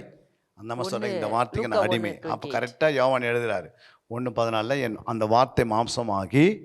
அந்த மாம்சத்துக்குள்ள என்ன இருக்குது? கிருபை சத்தியம். இல்லை, அதுக்கு பிறகு தான் மரித்து உயிர்த்த பிறகு தான் கிருபை சத்தியம் நமக்குள்ளே வந்துடுறாரு. வார்த்தைக்குள்ள மாம்சத்துக்குள்ளே என்ன இருந்ததுன்னா, அங்கே தண்ணி இருக்குது, ஆவி இருக்கிறது, அப்புறம் ரத்தம் இருக்குது. இது மூணுத்தையும் அவர் என்ன பண்ணார்? பாவம் மன்னிப்புக்காக செலுத்துறாரு. அல்லேலூயா. அதாவது பாலாக இருந்தது, பால்னா மாறிச்சு, தயிராக மாறிச்சு. தயிர் என்ன மாறிச்சு? இப்போது வெண்ணெயாக மாறிச்சு, இல்லை நெய்யாக மாறிச்சு. அல்லேலூயா. இப்போ ஆண்டவர் என்ன பண்ணுறாரு? எரிகிற தீவெட்டியாக மாறுறாரு. அப்படின்னா வார்த்தைக்கு மரித்து உயிர்த்தெழுந்த பிறகு வார்த்தைக்கு வல்லமை உண்டாயிடுச்சு அதிகமாக. இப்போ எரிகிற அக்னியாக மாறுது வார்த்தை. அல்லேலூயா. சாதாரண வார்த்தையாக இருந்ததே தயிராக மாறி, தயிர் என்ன ஆயிடுச்சு? அதிகமாக கடாயும் போது என்ன உண்டாகுது? அதுலேருந்து வெண்ணையும் நெய்யும் வருது. வெண்ணெய் தான் வந்து வெளிப்படுத்தினாலே, நெய் தான் வந்து அப்போஸ்தலர்லேருந்து ஆரம்பமாகுது. அப்போ அந்த வார்த்தை என்ன மாறிச்சு? எரிகிற அக்னியாக மாறுது. அல்லேலூயா. ஆனால் வார்த்தைக்குள்ளே தான் இதுக்குள்ளே உட்காந்துருக்குது. அப்போ அந்த வார்த்தை மாம்சமாக்கி அவர் மரித்து உயிர்த்தேர்ந்து என்ன பண்ணுறாரு? மறுபடியும் தேற்றவெல்லாம் அனுப்பிடுறாரு. அனுப்பி என்ன பண்ணுறாரு? இப்போ சபையை உருவாக்குறாரு. சபையை உருவாக்குற வேலை யார்? அதான் சொன்ன பாரு, பரிசுத்த ஆவி அந்த கண்காணியின் மேலே மேய்ப்பர் மேலே இறங்கும் போது மேய்ப்பர் என்ன பண்ணுறாரு? சபையை உருவாக்குறாரு. இப்போ சீஸ்தவர்களாக, ஜாமக்காரர்களாக, யுத்தவர்களாக உருவாக்க ஆரம்பிச்சிடறாரு. அல்லேலூயா. அப்போ தேவன் வந்து நமக்கு சொல்லப்படுது. அப்போ கனி இல்லைன்னா அப்போ என்ன பண்ண முடியாது? சித்தத்தை நிறைவேற்ற முடியாது. புரியுங்களா? கர்த்தாவே கர்த்தாவே என்ன கூப்பிட்டு என்ன பண்ண முடியாது? பாருங்க, ஏழைக்கு இறங்குறவன் கடன் கொடுக்குறான். ஏன் கர்த்தர் கடன் கொடுக்குறான்? அதிகமான கடன் வாங்கணும் யார் இந்த உலகத்தில்? இல்லை, உலகத்தில் அதிகமான கடன்காரனாக இருக்கிறது யார்? இயேசு தான் அதிகமான கடன். அவர் தான் அதிகமான கடன்காரன். ஏன் அப்படின்னா ஏழைக்கு இறங்குறவர். அப்போ ஏழைகளுக்கு நம்ம கொடுக்கும் போது அந்த கடனை யார் தர்றது? இயேசு தர்றாரு. அப்போ ஏழைகள் ஆல்ரெடி எங்கே போயிட்டாங்க? பரலோகத்துக்குள்ளே நுழைஞ்சிட்டாங்க. ஏழைகள் ஒருவேளை அவங்களுக்கு ஆகாரமே கஷ்டமாக இருந்தால் இந்த பூமியில் வந்து ஒரு 70 வருஷம் வாழ போகிறாங்க. அந்த 70 வருஷத்துக்கு சோறு இல்லை, உடை இல்லை, சரியான இடம் இல்லைன்னா அவங்க எங்கே இருப்பாங்க? பரலோகத்துக்கு ஆட்டோமேட்டிக்காக எடுத்துப்பார். 3 வேளை சாப்பிட்டு கை நிறைய சம்பாரித்து அப்புறம் நல்ல வீடு வாசல் இருக்கிறவங்களுக்கு தான் ரட்சிப்பு தேவை. என்னங்க ஐயா, நீங்கள் கேட்டு பாருங்கள். பணம் பொருள் 3 இருந்தால் எவனா ரட்சிப்பட மாட்டான். அதுக்கு தான் ஆண்டவர் சொல்கிறார், இது 3 இருந்தாலும் நீ பரலோகத்துக்கு வரணும்னா என்ன பண்ணணும்? இயேசு ஏற்றுக்கொள்ளணும். புரியுங்களா? அதுதான் ஏழைக்கு இருக்கிற அதுதான் ஆண்டவர் சொல்லுது, எளிமை உள்ளவர்களாக இருந்தீங்க, சிறுமைப்பட்டிருந்தீங்க, கத்துறவங்களோட குப்பையில் இருந்தீங்க, நீங்கள் இங்கேருந்து தூக்கி எடுத்தேன்னா அதான் யார்? ஏழை எளியவர்கள் தான். புரியுங்களா? அதனால தான் ஐஸ்வர்யம் ஒரு நாள் என்ன பண்ணுறதில்ல, பரலோகத்துக்குள்ள வருவது ரொம்ப கடினம். புரியுங்களா? கொஞ்சம் அவங்கக்கிட்ட பணமும் பொருள் உடை இருக்க சாப்பாடுன்றா ஏன் ஜாம் பண்ண போகிறாங்க? நானும் நிறைய டியூட்டியில் போய் அவங்களுக்கு சோறு 3 வேளை இருக்குது, நல்ல உடை இருக்குது, நல்ல வீடு இருக்குது, கோட்டர்ஸ் கொடுத்துட்றாங்க, அதுக்கடுத்து நல்லா சம்பளம் வாங்குறாங்க. இப்போ போய் இயேசு பற்றி சொன்னால் ஏற்றுக்க மாட்டேன்றாங்க. ஏன்னா அவங்களுக்கு நாளம் கிடச்சிச்சு. அப்போது ஏதாவது குறை இருக்கணும், பாடியில், குடும்பத்தில் ஏதாவது பிசாசு தொந்தரவு பண்ணால் தான் அவங்க ரட்சிக்குள்ளே வர முடியும். அதை அவங்க ஏற்றுக்கொள்ள மாட்டேன்றாங்க. புரியுதுங்களா? அப்போ கர்த்தர் என்ன பண்ணுறாரு? நிறைய எளியவர்கள் திக்கற்ற ஒடுக்கப்பட்டவர்கள்லாம் வந்து கர்த்தர் ஆல்ரெடி எடுத்துக்கொள்வார். புரியுங்களா?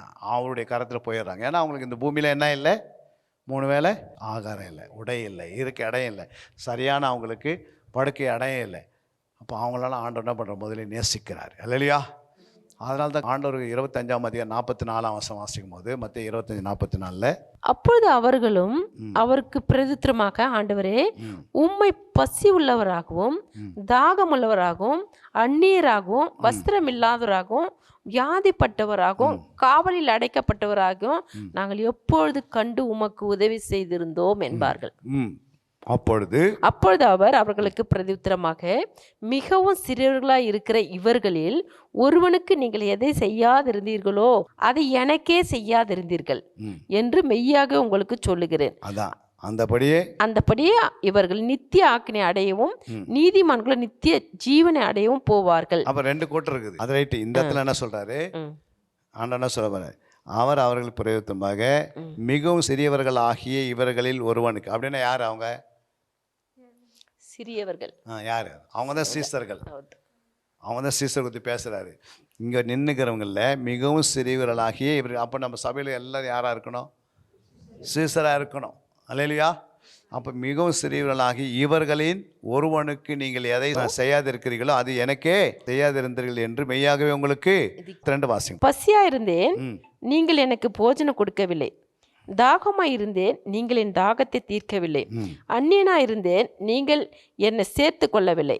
வஸ்திரம் இல்லாதிருந்தேன், நீங்கள் எனக்கு வஸ்திரம் கொடுக்கவில்லை. வியாதி உள்ளவனாகவும் காவலில் அடைக்கப்பட்டவனாயும் இருந்தேன், நீங்கள் என்னை விசாரிக்க வரவில்லை. அப்போ ஏன் வரல இவங்க எப்படி இருந்தாங்க? எல்லாம் இருந்துச்சு. ஆனால் இடது பக்கத்தில் இருக்கும். அப்பொழுது நீதிமான்கள் அவருக்கு பிரதியுத்தரமாக, ஆண்டவரே, நாங்கள் எப்பொழுது உம்மை பசியுள்ளவராக கண்டு உமக்கு போஜனம் கொடுத்தோம்? எப்பொழுது உம்மை தாகமுள்ளவராக கண்டு உமக்கு தாகத்தை தீர்த்தோம்? எப்பொழுது உம்மை அந்நீராக கண்டு உம்மை சேர்த்து கொண்டோம்? எப்பொழுது உம்மை வஸ்திரம் இல்லாதவராக கண்டு உம்மை வஸ்திரம் கொடுத்தோம்? எப்பொழுது உம்மை வியாதி உள்ளவராகவும் காவலில் இருக்கிறவராகவும் கண்டு உம்மிடத்தில் வந்தோம் என்பார்கள். அதற்கு ராஜா பிரதித்திரமாக, மிக சிறியவராகிய என் சகோதரரான இவர்களில் பாருங்க. இப்போ இங்கே பாருங்க என்ன பண்ணிட்டாரு? சகோதரனாகிய இவர்கள் சகோதரர் கிட்ட வந்துட்டாரு. அப்போ இவங்க தான் சிறியர்கள் நமக்கு தெரியும். அதை சீசர்களை தான் கத்த அதிகமாக என்ன பண்ணுறாரு? சபையில் எல்லாரையும் சீசர் ஆக்கணும். ஏன்னா இவங்க தான் சிறியர்கள். வாசிங்க. என் சகோதரர் மிகவும் சிறியவராகி என் சகோதரரான இவர்களில் ஒருவனுக்கு நீங்கள் எதை செய்தீர்களோ அதை எனக்கே செய்தீர்கள் என்று மெய்யாகவே உங்களுக்கு சொல்லுகிறேன். அல்லேலூயா. அல்லேலூயா. அப்போ ஆண்டவர் எதை விரும்புகிறாருன்னா சீசர்களுக்கு என்ன செய்யறாங்க அதுதான். ஏன்னா 2 பேரும் அங்கங்கே போகிறாங்க சுவிசேஷம். ஆனால் இனி போகல, ஆனால் போகிறவங்க இருக்கிறாங்க. ஆனால் நம்ம எல்லாரையும் உருவாக்கணும்னா இவங்களுக்கு யாரெல்லாம் உதவி செய்தால் அவங்களும் பரலோகத்துக்குள்ள வராங்க. அது யார்? பரிசேயர் சதுசேயர்கள்லாம் சொல்கிறார் ஆண்டவர். புரியுங்களா? அதனால தான் லாஸ்ட்டாக சொல்றாரு. என்ன சொல்லிட்டார் லாஸ்ட்டில்? அந்தபடி இவர்கள் நித்திய ஆக்கினை அடையவும் நீதிமான்களோ நித்திய ஜீவனை அடையவும் போவார்கள். அப்போ ஆண்டவர் என்ன சொல்கிறாரு? நீதிமான் எதை சொல்கிறார் ஆண்டவர்னா, ஆல்ரெடி யார் உதவி செய்தாங்களோ அவங்களாம் நீதிமானாக மாறுறாங்க. புரியுங்களா? அதனால தான் தேவனுடைய பிள்ளைகளுக்கு ஃபஸ்ட்டு சீசர்களாக உருவாக்கணும். ஏன் உருவாக்கணும்னா அந்த நன்மையை நாம் பெற வேண்டும், அந்த உதவிகளை பெற வேண்டும். அல்லேலூயா. அப்போது சீசர்ன்றது அவங்க எப்போ ஓயாமல் உழைக்கிறவங்க. உலகத்திலே வேலை செய்த கூட என்ன பண்ணுவாங்க? கர்த்தருக்காக என்ன பண்ணோம்? இங்கே சண்டே ஆலயத்துக்கு வந்துட்டு அதோடு முடிஞ்சிச்சா? அதில் டீம் வாய்ஸ் என்ன பண்ணோம்? ஒரு டீமு சீசராக இருந்தாங்கன்னா டீம் வாய்ஸ் எழும்பி போயிட்டு என்ன பண்ணுவாங்க? ஹாஸ்பிட்டல்குள்ள நுழைவாங்க. சிலவங்க என்ன பண்ணுவாங்க? தெருவுக்குள்ளே போவாங்க. சிலவங்க என்ன பண்ணுவாங்க? அனாதை இல்லங்களுக்கு போவாங்க. சிலவங்க என்ன பண்ணுவாங்க? புறஜாதிகள் மக்களுக்கு மத்தியில் போவாங்க. சிலவங்க என்ன பண்ணுவாங்க? தேவனை அறியாத இடத்துக்கு கூட போவாங்க. போய் என்ன பண்ண? சுவிசேஷம் அறிவிச்சிடுவாங்க. ஏன்னா அந்த பாரம் அவங்களுக்குள்ளே வந்துடுது. புரியுங்களா? அவங்க விசுவாசையாக இருக்கிறதுனால யாருக்கு என்ன பண்ண மாட்டேன்றாங்க? விசுவாசையாக இருந்தாவே அடையாளம் இருக்குது. மார்க்கு 16ஆம் அதிகாரம் 18 வாசிங்க. 17 விசுவாசிகள் நடக்கும் அடையாளங்கள் ஆவன. என் நாமத்தினால பிசாசுகளை துரத்துவார்கள், நவமான பாஷைகளை பேசுவார்கள், சர்ப்பங்களை எடுப்பார்கள், சாவுக்கு எதனை யாதொன்றை குடித்தாலும் அது அவர்களை சேதப்படுத்தாது, வியாதிஸ்தர் மேல் கைகளை வைப்பார்கள், அப்பொழுது அவர்கள் சொஸ்தம் ஆவார்கள். இவ்விதமாக கர்த்தர் அவர்களுடன் பேசின பின்பு பரலோகத்துக்கு எடுத்து கொள்ளப்பட்டு தேவனுடைய வலது பரத்தில் உட்கார்ந்தார். அவர்கள் புறப்பட்டு போய் எங்கும் பிரசங்கம் பண்ணினார்கள். சீசர்கள் அவர்கள் புறப்பட்டு போய் எங்கும் பிரசங்கம் பண்ணினார்கள். எங்க இங்க விசுவாசம் இருந்தாங்க பாரு, அவங்க தான் இங்க சீசரா வராங்க. 20 பாருங்கள். இங்கே என்ன வந்தாங்க? விசுவாசிகள் நடக்க அடையாளங்கள்லாம் வாஸ்துமா? இங்கே விசுவாசம் இருக்கிறாங்க. விசுவாசிக்கிறவர்களால் நடக்க அடையாளங்கள். விசுவாசத்தில் சொல்ல விசுவாசிக்கிறவர்களால். அப்போ விசுவாசிகளால் நடக்கிற அடையாளங்கள் அப்படியே சொல்லிட்டு வந்து இவர் புறப்பட்டு போனவருக்கு என்ன பண்றாங்க? அவர்கள் புறப்பட்டு பிரசங்கம் பண்ணினார்கள். கர்த்தரோடு கிரியை நடப்பித்து அவர்களால் நடந்த அடையாளங்களினாலே வசனத்தை உறுதிப்படுத்தினாங்க. அப்போ இவங்க தான் என்ன பண்ணாங்க? நடந்த அடையாளங்கள். எங்கே அடையாளங்குது? 17 சொல்ல நடக்கும் அடையாளங்கள் அவனே. என் நாமத்தினாலே பிசாசுகளை துரத்தினாங்க. அது செய்தாங்க, எல்லாம் செய்தாங்க. அவங்கள என்ன கடைசியில் என்ன ஆகிட்டாங்க? சீசர் ஆகிட்டாங்க. ஃபஸ்ட்டு விசுவாசியாக இருந்தாங்க, இப்போ சபைக்குள்ளே சீசராக இருக்கிறாங்க. இப்போ புறப்பட்டு போகிறாங்க. பெரிய பெரிய அற்புதம் அடையாளம் நடக்குது. ஆத்மா அறுவடை நிறைய நடக்குது. அப்போது இதெல்லாம் வந்து வசனத்தை உறுதிப்படுத்துறதுக்கு என்ன காரணம்? இயேசு சொன்னதை அந்த சபை செய்யுது. சொன்னவர் யார்? இதை சொன்னவர் யார்? இயேசு தான் சொல்லிட்டு போனார். அப்போ இயேசுக்கு அதான் நம்ம ஊழியம் செய்கிறோம். நம்ம வந்து யாருக்கு செய்கிறோம் ஊழியம்? புரியுங்களா? நம்ம 4 பேர் மட்டும் சீசராக இருந்தால் என்ன பண்ண முடியாது? அப்போ ஆண்டவர் இவ்வளோ ஆத்மா போய் வீணாக போயிடுதே. புரியுங்களா? கனி இல்லைன்னா என்ன பண்ண முடியாது? வருகில கனி இல்லைன்னா போகவே முடியாது. அதான் 7:23 வாசிக்கிறோம் பாருங்க. அங்கே மத்திய 7:23. அப்போது நான் ஒரு காலம் உங்களை அறியவில்லை, அக்கிரம செய்கைக்காரரே என்னை விட்டு அகன்று போங்கள் என்று அவர்களுக்கு சொல்லுவேன். அதுக்கு 24. ஆகையால் நான் சொல்லிய இந்த வார்த்தைகளை கேட்டு இவைகளின்படி செய்கிறவன் எவனோ அவனை கண்மலையின் மேல் தன் வீட்டை கட்டின புத்தியுள்ள மனுஷனுக்கு ஒப்பிடுவேன். அப்போ நான் சொல்லி இந்த வார்த்தைகளை கேட்டு இவைகளின்படி செய்கிறவன், அங்கே பாரு செய்கிறவன், அதான் சீசன். புரியுங்களா? செய்கிறவன் எவனோ அவனை. அப்போ 22 வாசிக்கும் பாருங்க. அந்நாளில் அநேகர் என்னை நோக்கி, கர்த்தாவே கர்த்தாவே, உமது நாமத்தினால தீர்க்கதரிசனம் உரைத்தோம் அல்லவா, உமது நாமத்தினால பிசாசுகளை துரத்தினோம் அல்லவா, உமது நாமத்தில் அநேக அற்புதங்களை செய்தோம் அல்லவா என்பார்கள். அப்பொழுது நான் ஒரு காலம் உங்களை அறிய. யார் அறியல? பிசாசை துரத்தனை போய் அறியாது இருப்பார். தீர்க்கதரிசனம் உரைச்சிருக்கிறாங்க. அப்புறம் ஒன்று பிசாசை துரத்தினாங்க, அடுத்து என்ன பண்ணாங்க? அற்புதம் செய்தாங்க. அப்புறம் என்ன பண்ணாங்க? செய்தோம் அல்லவா. 1 தீர்க்கதரிசனம், 2 அற்புதம், 3 பிசாசு வராங்க. அப்போ இவங்களை கேட்கும்போது ஆண்டவர் சொல்றாரு, ஒரு காலம் உங்களை அறிவுன்னு சொன்ன எவ்வளோ கஷ்டம். நாங்கள் ஆண்டவரே 1000 பிசாசு துரத்திட்டு வந்திருக்கிறேன், இல்லை நான் 1000 தீர்க்கதரிசனம் உரைச்சிருக்கிறேன், நிறைய அற்புதம்லாம் செய்துனேன், தலைக்கிழமை மாற்றினேன், அதெல்லாம் செய்துப்பா, புரியுங்களா? ஆனால் கனி இல்லாத வந்துட்டியாப்பா அப்படின்னுவார். ஏன்னா கனியை குறித்து அங்கே 21 நான் வாசித்தோம் பாருங்க. 18ஆம் வசனம் வாசிக்கும் போது, நல்ல மரம் கெட்ட கனிகளை கொடுக்க மாட்டாது, கெட்ட மரம் நல்ல கனிகளை கொடுக்க மாட்டாது. அப்போ இங்கே தான் ஆரம்பிக்கிறாரு. கனியை ஆரம்பிச்சுட்டு அவங்கக்கிட்ட என்ன இருந்தது? அற்புதம் செய்கிற மரம் இருந்தது. மரம் என்பது கிஃப்ட்டு, புரியுங்களா? மரம் வந்து என்னது? 9 மரம் இருக்குது. ஆண்டவர் அந்த 9 மரம் எது கொடுக்குறாரு? சபை வளர்ச்சிக்காக கொடுக்குறாரு. சில என்ன பண்ணுங்க, இதுவே என்ன பண்ண மாற்றிடுறாங்க, அந்த மரத்தை காசாக மாற்றிடுறாங்க. சிலங்களா, இவ்வளோ கொடுத்தா தான் நான் வந்து வருவேன் மீட்டிங்க்கு அப்படின்வாங்க. இவ்வளோ கொடுத்தா தான் நான் என்ன பண்ணுவேன், மீட்டிங்கில் வந்து பேசுவேன்னுவாங்க. இவ்வளோ வந்தால் தான் பிசாசு துரத்துன்னுவாங்க. அப்புறம் அவங்ககிட்ட என்ன ஆகுது? மரம் வந்து கர்த்தர் கொடுத்தாரு, இப்போ மரத்தை இலவசமாக கொடுத்து இலவசம் என்ன பண்ணுங்க,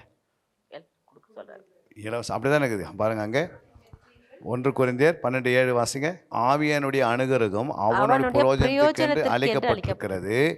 எப்படின்னு ஒருவனுக்கு ஆவினாலே ஞானத்தை போதிக்கும் வசனமும், வேறொன்றுக்கு அந்த ஆவினாலே அறிவை உணர்த்தும் வசனமும், வேறொன்றுக்கு அந்த ஆவினாலே விசுவாசம், வேறொன்றுக்கு அந்த ஆவினாலே குணமாக்க வரங்களும், வேறொருவனுக்கு அற்புதங்களையும் சக்தியும், வேறொருவனுக்கு தீர்க்கதரிசனம் உரைத்ததிலும், வேறொருக்கு ஆவிகளை பகுத்தறிதலும், வேறொரு பற்பல பாஷைகளை பேசுவதிலும், வேறொருவனுக்கு பாஷைகளை வியாக்கணம் பண்ணுவதும் அளிக்கப்பட்டிருக்கிறது. இவை எல்லாம் அந்த ஒரே ஆவியான நடப்பித்து தமது சித்தத்தின்படி அவனவனுக்கு பகிர்ந்து கொடுத்தாரு. அல்லேலூயா. இப்ப பகிர்ந்து கொடுத்தது என்ன பண்றாங்க இவங்க? வித்தியாசம் பார்க்கறாங்க. இப்போ என்ன பண்ணிட்டாங்க? இது பணமாக்கிட்டாங்க. அங்கே தான் ஆண்டவர் என்ன சொல்கிறாரு, ஏன் பணமாக்கினா அவங்களுக்கு கனி இல்லை, அதனால தான் பணமாக மாற்றினாங்க. பணம் சேர்த்தணும், பெரிய ஆளாக மாறிடணும், உடனே என்ன பண்ணோம், எல்லாம் என்னை வந்து என்ன பண்ணோம், இந்த மாதிரி ஒருத்தர் இருக்கிற அந்த சைடு அவர் தொட்டா போதும் விடுதலை ஆகிடுன்னு, எல்லாம் விடுதலை, அவங்க பரலோகத்துக்கு போயிடுவாங்க, இவர் எங்கே இருப்பார்?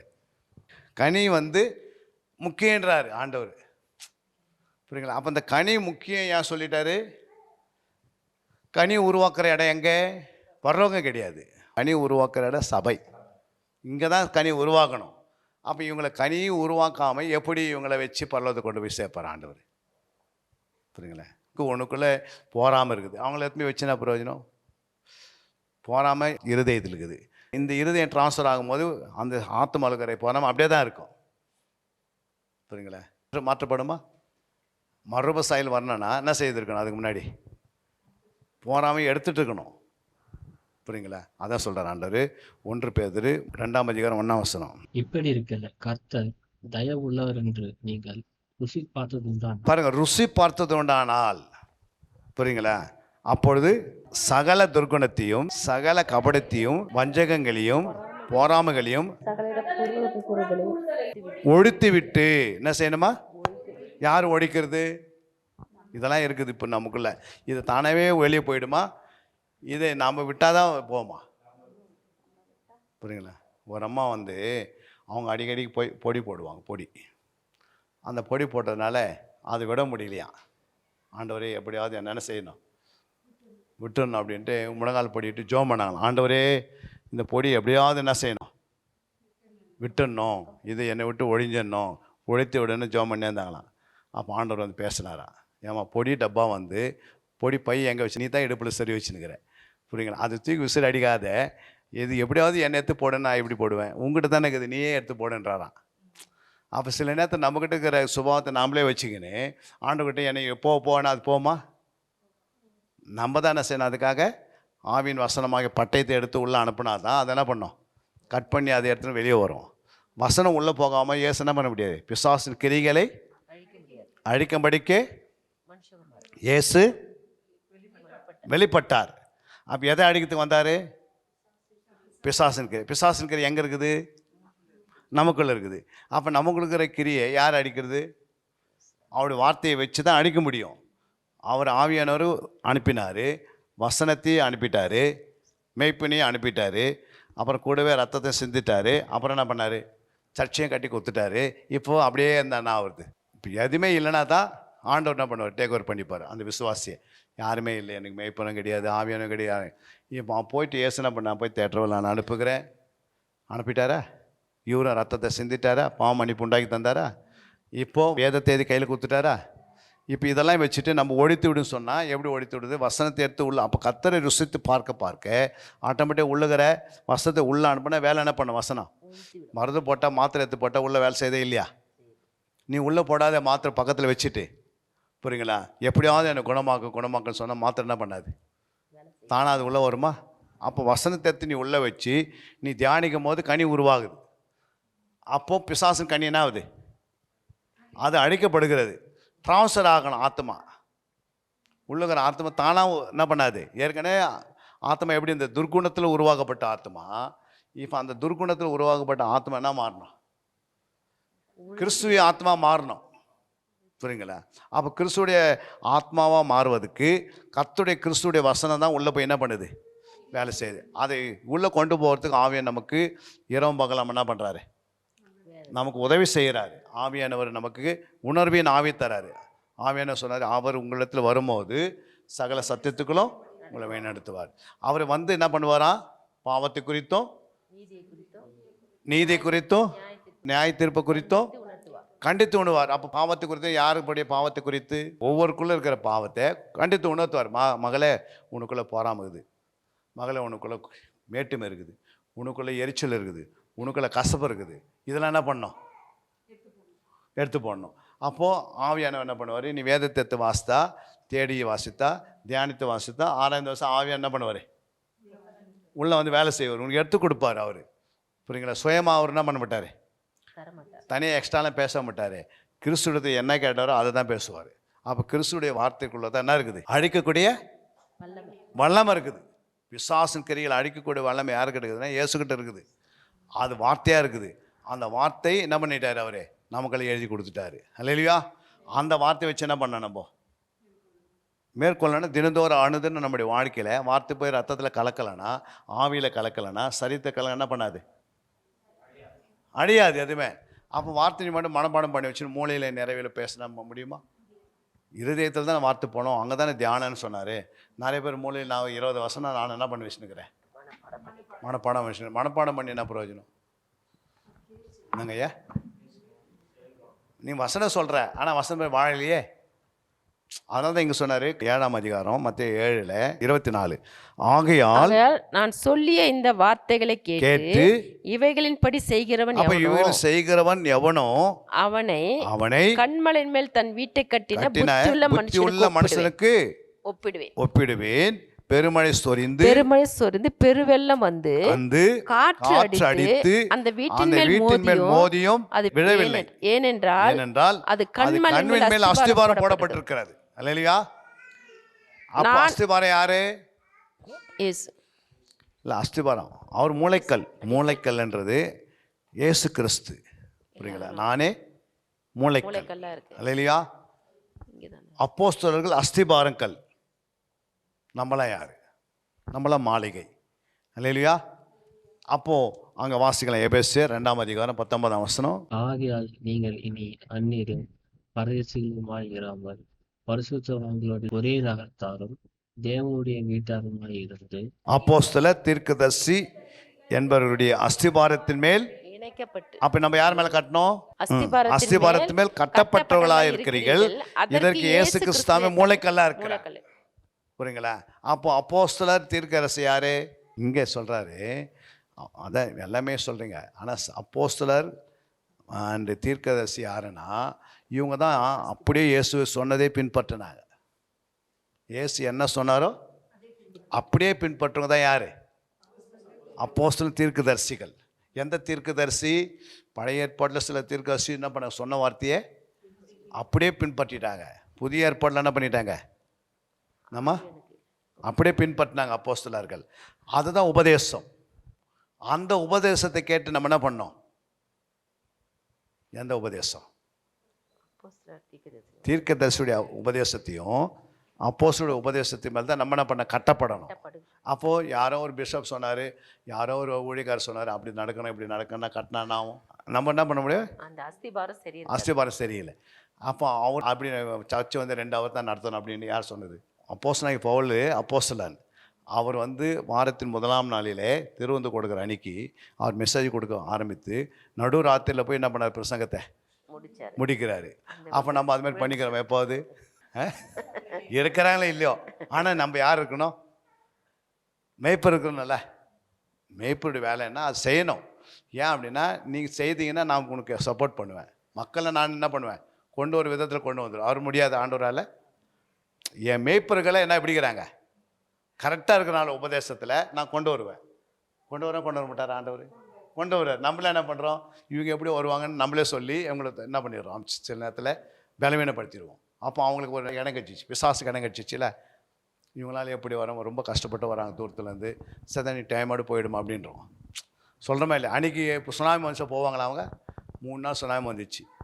3 நாள் என்ன பண்ணிச்சு? அந்த தெருவுக்கு 140 சட்டம் போட்டாங்க. அந்த ஏரியாவில் போகக்கூடாது. அவங்க 3 நாள் இங்கே உட்காந்துப்பாங்களே, உட்காரவங்களும் உட்கார மாட்டாங்களே.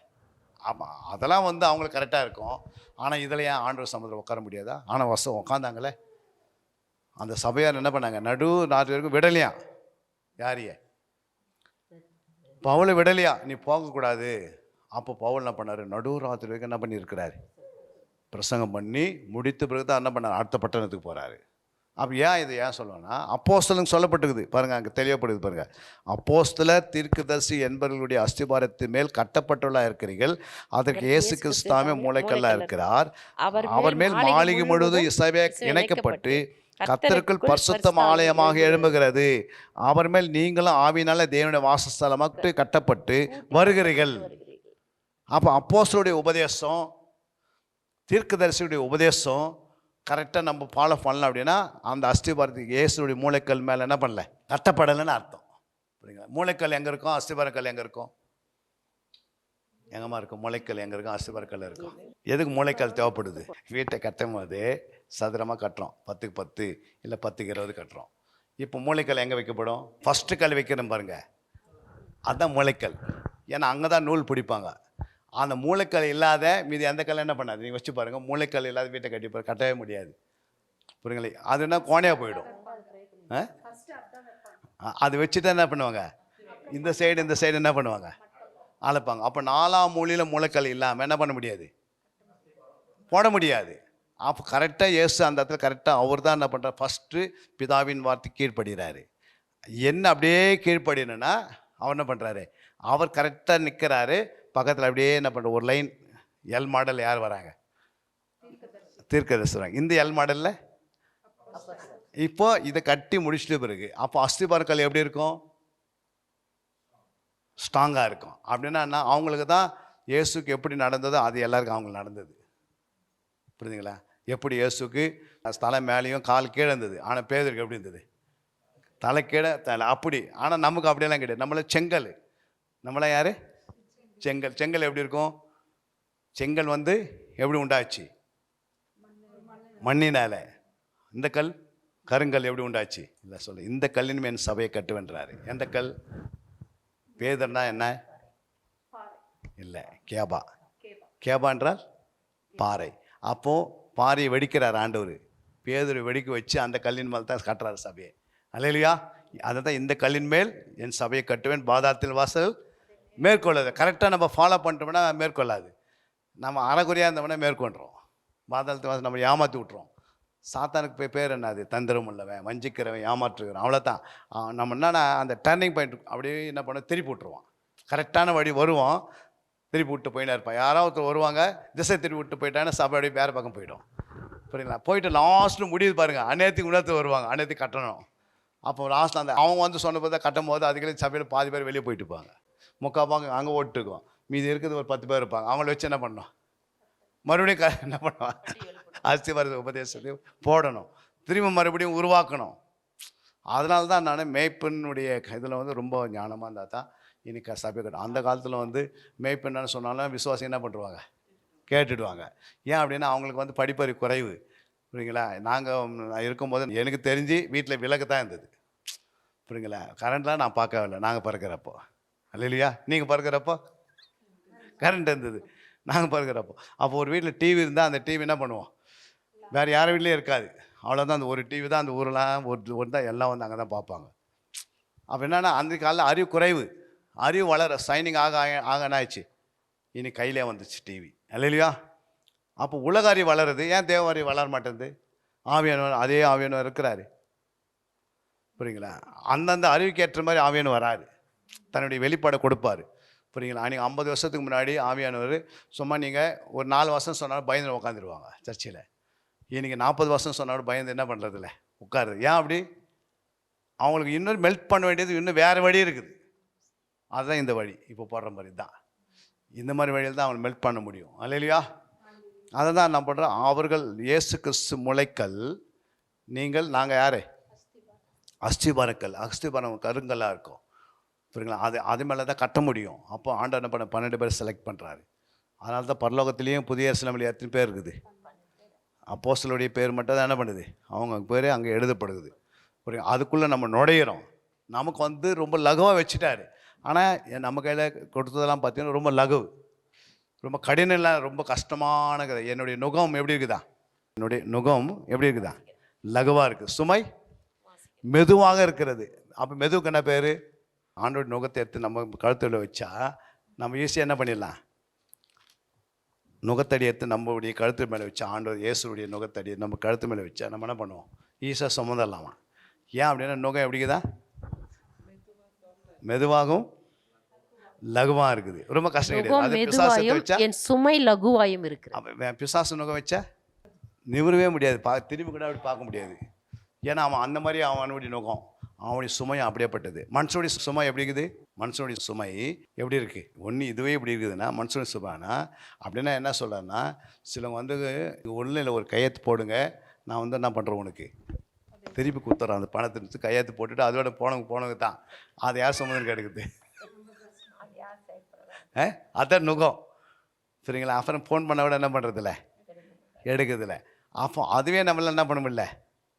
ஆனால் ஆண்டவர் அப்படி செய்யறதில்லை. என் நுகம் எப்படி தெரியுங்களா, நீங்கள் எதுவும் செய்யாதுங்க, நான் செய்கிறேன்றாரு. என்னது, நீ என்னை பின்பற்றி வா.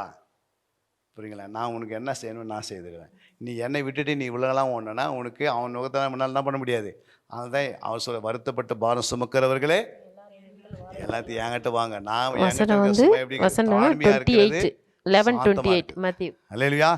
அந்த சப்ஜெக்ட் தான் எடுக்கலான்னு நம்ம இங்கே சீசஸில் வந்தோம். பாருங்க, அங்கே என்ன சொல்கிறார் ஆண்டவர், ஃபஸ்ட்டு சீசன் என்றால் கற்றுக்கொள்கிறவன், இரண்டாவது பின்பற்றுகிறவன், மூன்றாவது அனுப்பப்படுகிறவன். அப்போ முதலாவது கற்றுக்கொள்கிறவன் எதை கற்றுக்கொள்ள வேண்டும், மத்தேயு 11:29 நான் சாந்தமும் மனத்தாழ்மையுமா இருக்கிறேன், என் நுகத்தை உங்கள் மேல் ஏற்றுக்கொண்டு என்னிடத்தில் கற்றுக்கொள்ளுங்கள், அப்பொழுது உங்கள் ஆத்துமாக்களுக்கு இளைப்பாறுதல் கிடைக்கும். ஆத்துமாவுக்கு என்ன கிடைக்குமா, இளைப்பாறுதல். அப்போ 1 ராஜாக்கள் 12, 9, 10, 11 சொல்லுது, அவர்களை நோக்கி உம்முடைய தகப்பன் எங்கள் மேல் வைத்த நுகத்தை லகுவாக்கும் என்று என்னிடத்தில் சொன்ன இந்த ஜனங்களுக்கு மறுமொழி கொடுக்க நீங்கள் என்ன யோசனை சொல்லுகிறீர்கள் என்று கேட்டான். அப்பொழுது அவனோட வளர்ந்த வாலிபன் அவனை நோக்கி, உம்முடைய தகப்பன் எங்கள் நுகத்தை பாரமாக்கினார், நீர் அதை எங்களுக்கு லகுவாக்கும் என்று உம்மிடத்தில் சொன்ன இந்த ஜனத்திற்கு நீ சொல்ல வேண்டியது என்னவென்றால், என் சுண்ட விரல் என் தகப்பனாருடைய இடுப்பை பார்க்கலாம் பருமனாயிருக்கும். இப்போதும் என் தகப்பன் பாரமான நுகத்தை உங்கள் மேல் வைத்தார், நான் உங்கள் நுகத்தை அதிக பாரமாக்குவேன். என் தகப்பன் உங்களை சவுக்குகளினாலே தண்டித்தார், நான் உங்களை தேள்களினாலே தண்டிப்பேன் என்று நீர் அவர்களோடு சொல்ல வேண்டும் என்றார். இங்கதான் நடக்குது, யோசித்து பாருங்க. அப்போ ஆண்டவர் என்ன சொல்றாரு, என் நுகம் எப்படி இருக்குமா, அவர் நுகத்தை பாருங்க. 11:29-30. நான் சாந்தமும் மனத்தாழ்மையுமா இருக்கிறேன். என் நுகத்தை உங்கள் மேல் ஏற்றுக்கொண்டு என்னிடத்தில் கற்றுக்கொள்ளுங்கள். அப்பொழுது உங்கள் ஆத்துமாக்களுக்கு இளைப்பாறுதல் கிடைக்கும். என் நுகத்தை உங்கள் மேல் ஏற்றுக்கொள்ளும். நுகனா என்ன? இயேசுவின் நுகனா என்ன? என் நுகத்தை உங்கள் மேல் என்ன பண்ணிக்க? ஏற்றுக்கொள்ளுங்கள். நுகனா என்ன? அவருடைய நுகம் என்னன்னா சாந்தமும் தாழ்மையும். என்னது? அங்கேயே பதில் கொடுக்குற பாருங்க. நான் சாந்தமும் மனத்தாழ்மையுமா இருக்கிறேன், என் நுகத்தை உங்கள் மேல் ஏற்றுக்கொண்டு. நுகம் ஒருத்தருக்குள்ள வந்து 2 சுபாவம் இருக்க சொல்றாரு. என்னது? ஒன்று என்ன இரு? சாந்தமா இரு. இன்னொன்று மனத்தாழ்மையா இரு. அப்போ உங்க மேல வந்து அந்த 30ஆம் வசனம் வாசியம் என்ன சொல்றாரு? என் நுகம் மெதுவாயும். பாருங்க, அதுதான் சாந்ததா மெதுவா இருக்கும். அடுத்தது என் சுமை லகுவாயும் இருக்கு. அதுதான் என்னது? தாழ்மை. அல்லேலூயா. அல்லேலூயா. அப்போ பிசாசுடைய நுகம் எப்படி இருக்கும்? இப்போ இயேசுடைய நுகம் வந்து தாழ்மையா இருக்குது இல்லை? இயேசுடைய நுகம் தாழ்மையும் சாந்தமாக இருக்கிறது. புரியுதுங்களா? அப்போ பிசாசுடைய நுகம் எப்படி இருக்கும்? ஆமாம், ஐயா சொல்ல பாயிண்ட். மேட்டுமையும் பெருமையாக இருக்கும். புரியுங்களா? இது ரெண்டும் உங்களுக்குள்ளே இருக்கக்கூடாது. இது ஸ்பிரிச்சுவல். அது லிட்டராக சொல்கிறார் ஆண்டவர் முன்னு ராஜாக்கல்ல. அங்கே வந்து நம்ம டைரெக்டாக அங்கே என்ன பண்ணுறோம்? அங்கே ப்ராக்டிக்கலாக நடந்தது. புரியுங்களா? இங்கே என்ன பண்ணுது? இன்டைரக்டாக நடக்குது. அல்லேலூயா. எப்படி நடக்குது? இன்டைரக்டாக சொல்கிறார் ஆண்டவர். அதை தான் வந்து எப்பவுமே பார்த்தீங்கன்னா இயேசு கிறிஸ்து மத்தேயு, மார்க்கு, லூக்கா அவன்லாம் பேசும்போது மாம்சத்துக்குரியது அதிகமாக என்ன பண்ண மாட்டார்? பேச மாட்டார். ஒன்லி ஆவிக்குரிய காரியங்களே என்ன பண்ணுவார்? பேசின்னு வருவார் வசனத்துக்குள்ள. ஆனால் ஜனங்களுக்கு அது என்ன பண்ண முடியும்? புரிஞ்சுக்கொள்ளவே முடியாது. அதான் தான் கொஞ்சம் கஷ்டமாச்சு. ஏன்னா அது பிறகு ஆவியானவர் வந்து புரிய வச்சிட்டார். இப்போ நமக்குள்ள ஆவியானவர் இருக்கிறனால தான் நமக்கு புரியுது. இல்லைன்னா இது கூட என்ன பண்ணாது? ஆவியான ஒருத்தர்கிட்ட இல்லைன்னா அது என்ன பண்ண மனசை ஆவியாக மாறிடும். புரியுது? மனசு ஆவிகளுக்கு என்ன பண்ண முடியாது. அதனால தான் மெயின்லைன் சர்ச்சிலேயோ பார்த்தீங்கன்னா ஆவியான ஏற்றுக்கொள்ளாதவங்களுக்கெல்லாம் என்ன சண்டை வந்துடும். புரியுங்களா? அதே மாதிரி இது ஒரு ஆவிக்குரியவனுக்கும் ஒரு மாம்சத்துக்குரிய அடிக்கடிக்கு ஏன் சண்டை வருது? ஏன் ஒத்துப்போல? கலாத்தியர் 5ஆம் அதிகாரம் 16ஆம் வசனம். பின்னும் நான் சொல்லுகிறது என்னவென்றால், ஆவிக்கேற்றபடி நடந்து கொள்ளுங்கள், அப்பொழுது மாம்ச இச்சையை நிறைவேற்றாதிருப்பீர்கள். மாம்சம் ஆவிக்கு விரோதமாகவும் ஆவி மாம்சத்துக்கு விரோதமாகவும் இச்சிக்கிறது, சண்டை போடுகிறது. இச்சை வந்து என்ன பண்ணுது? அப்போ ஒருத்தர் வந்து மாம்சக்குரியாக இருக்கிறாரு, ஒருத்தர் ஆவிக்குரியாக இருக்கிறாரு. இவர் ஒன்று சொல்கிறாரு, அவர் ஒன்று சொல்கிறாரு.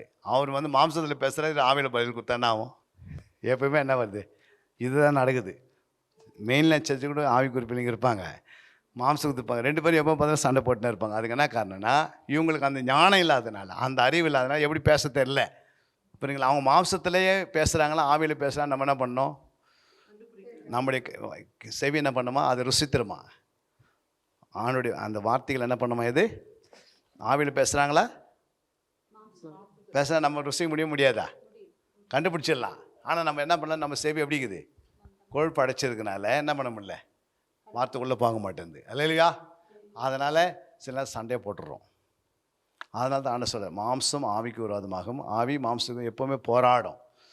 புரியுங்களா? அதனால தான் இதையும் சொல்லிட்டேன் ஆண்டவர். ஆவிக்குரியவங்க இப்போ இயேசு ஆவியில் பேசினா எல்லாம் பரிசுத்த அதிகாரிலாம் என்ன பண்ணிட்டாங்க?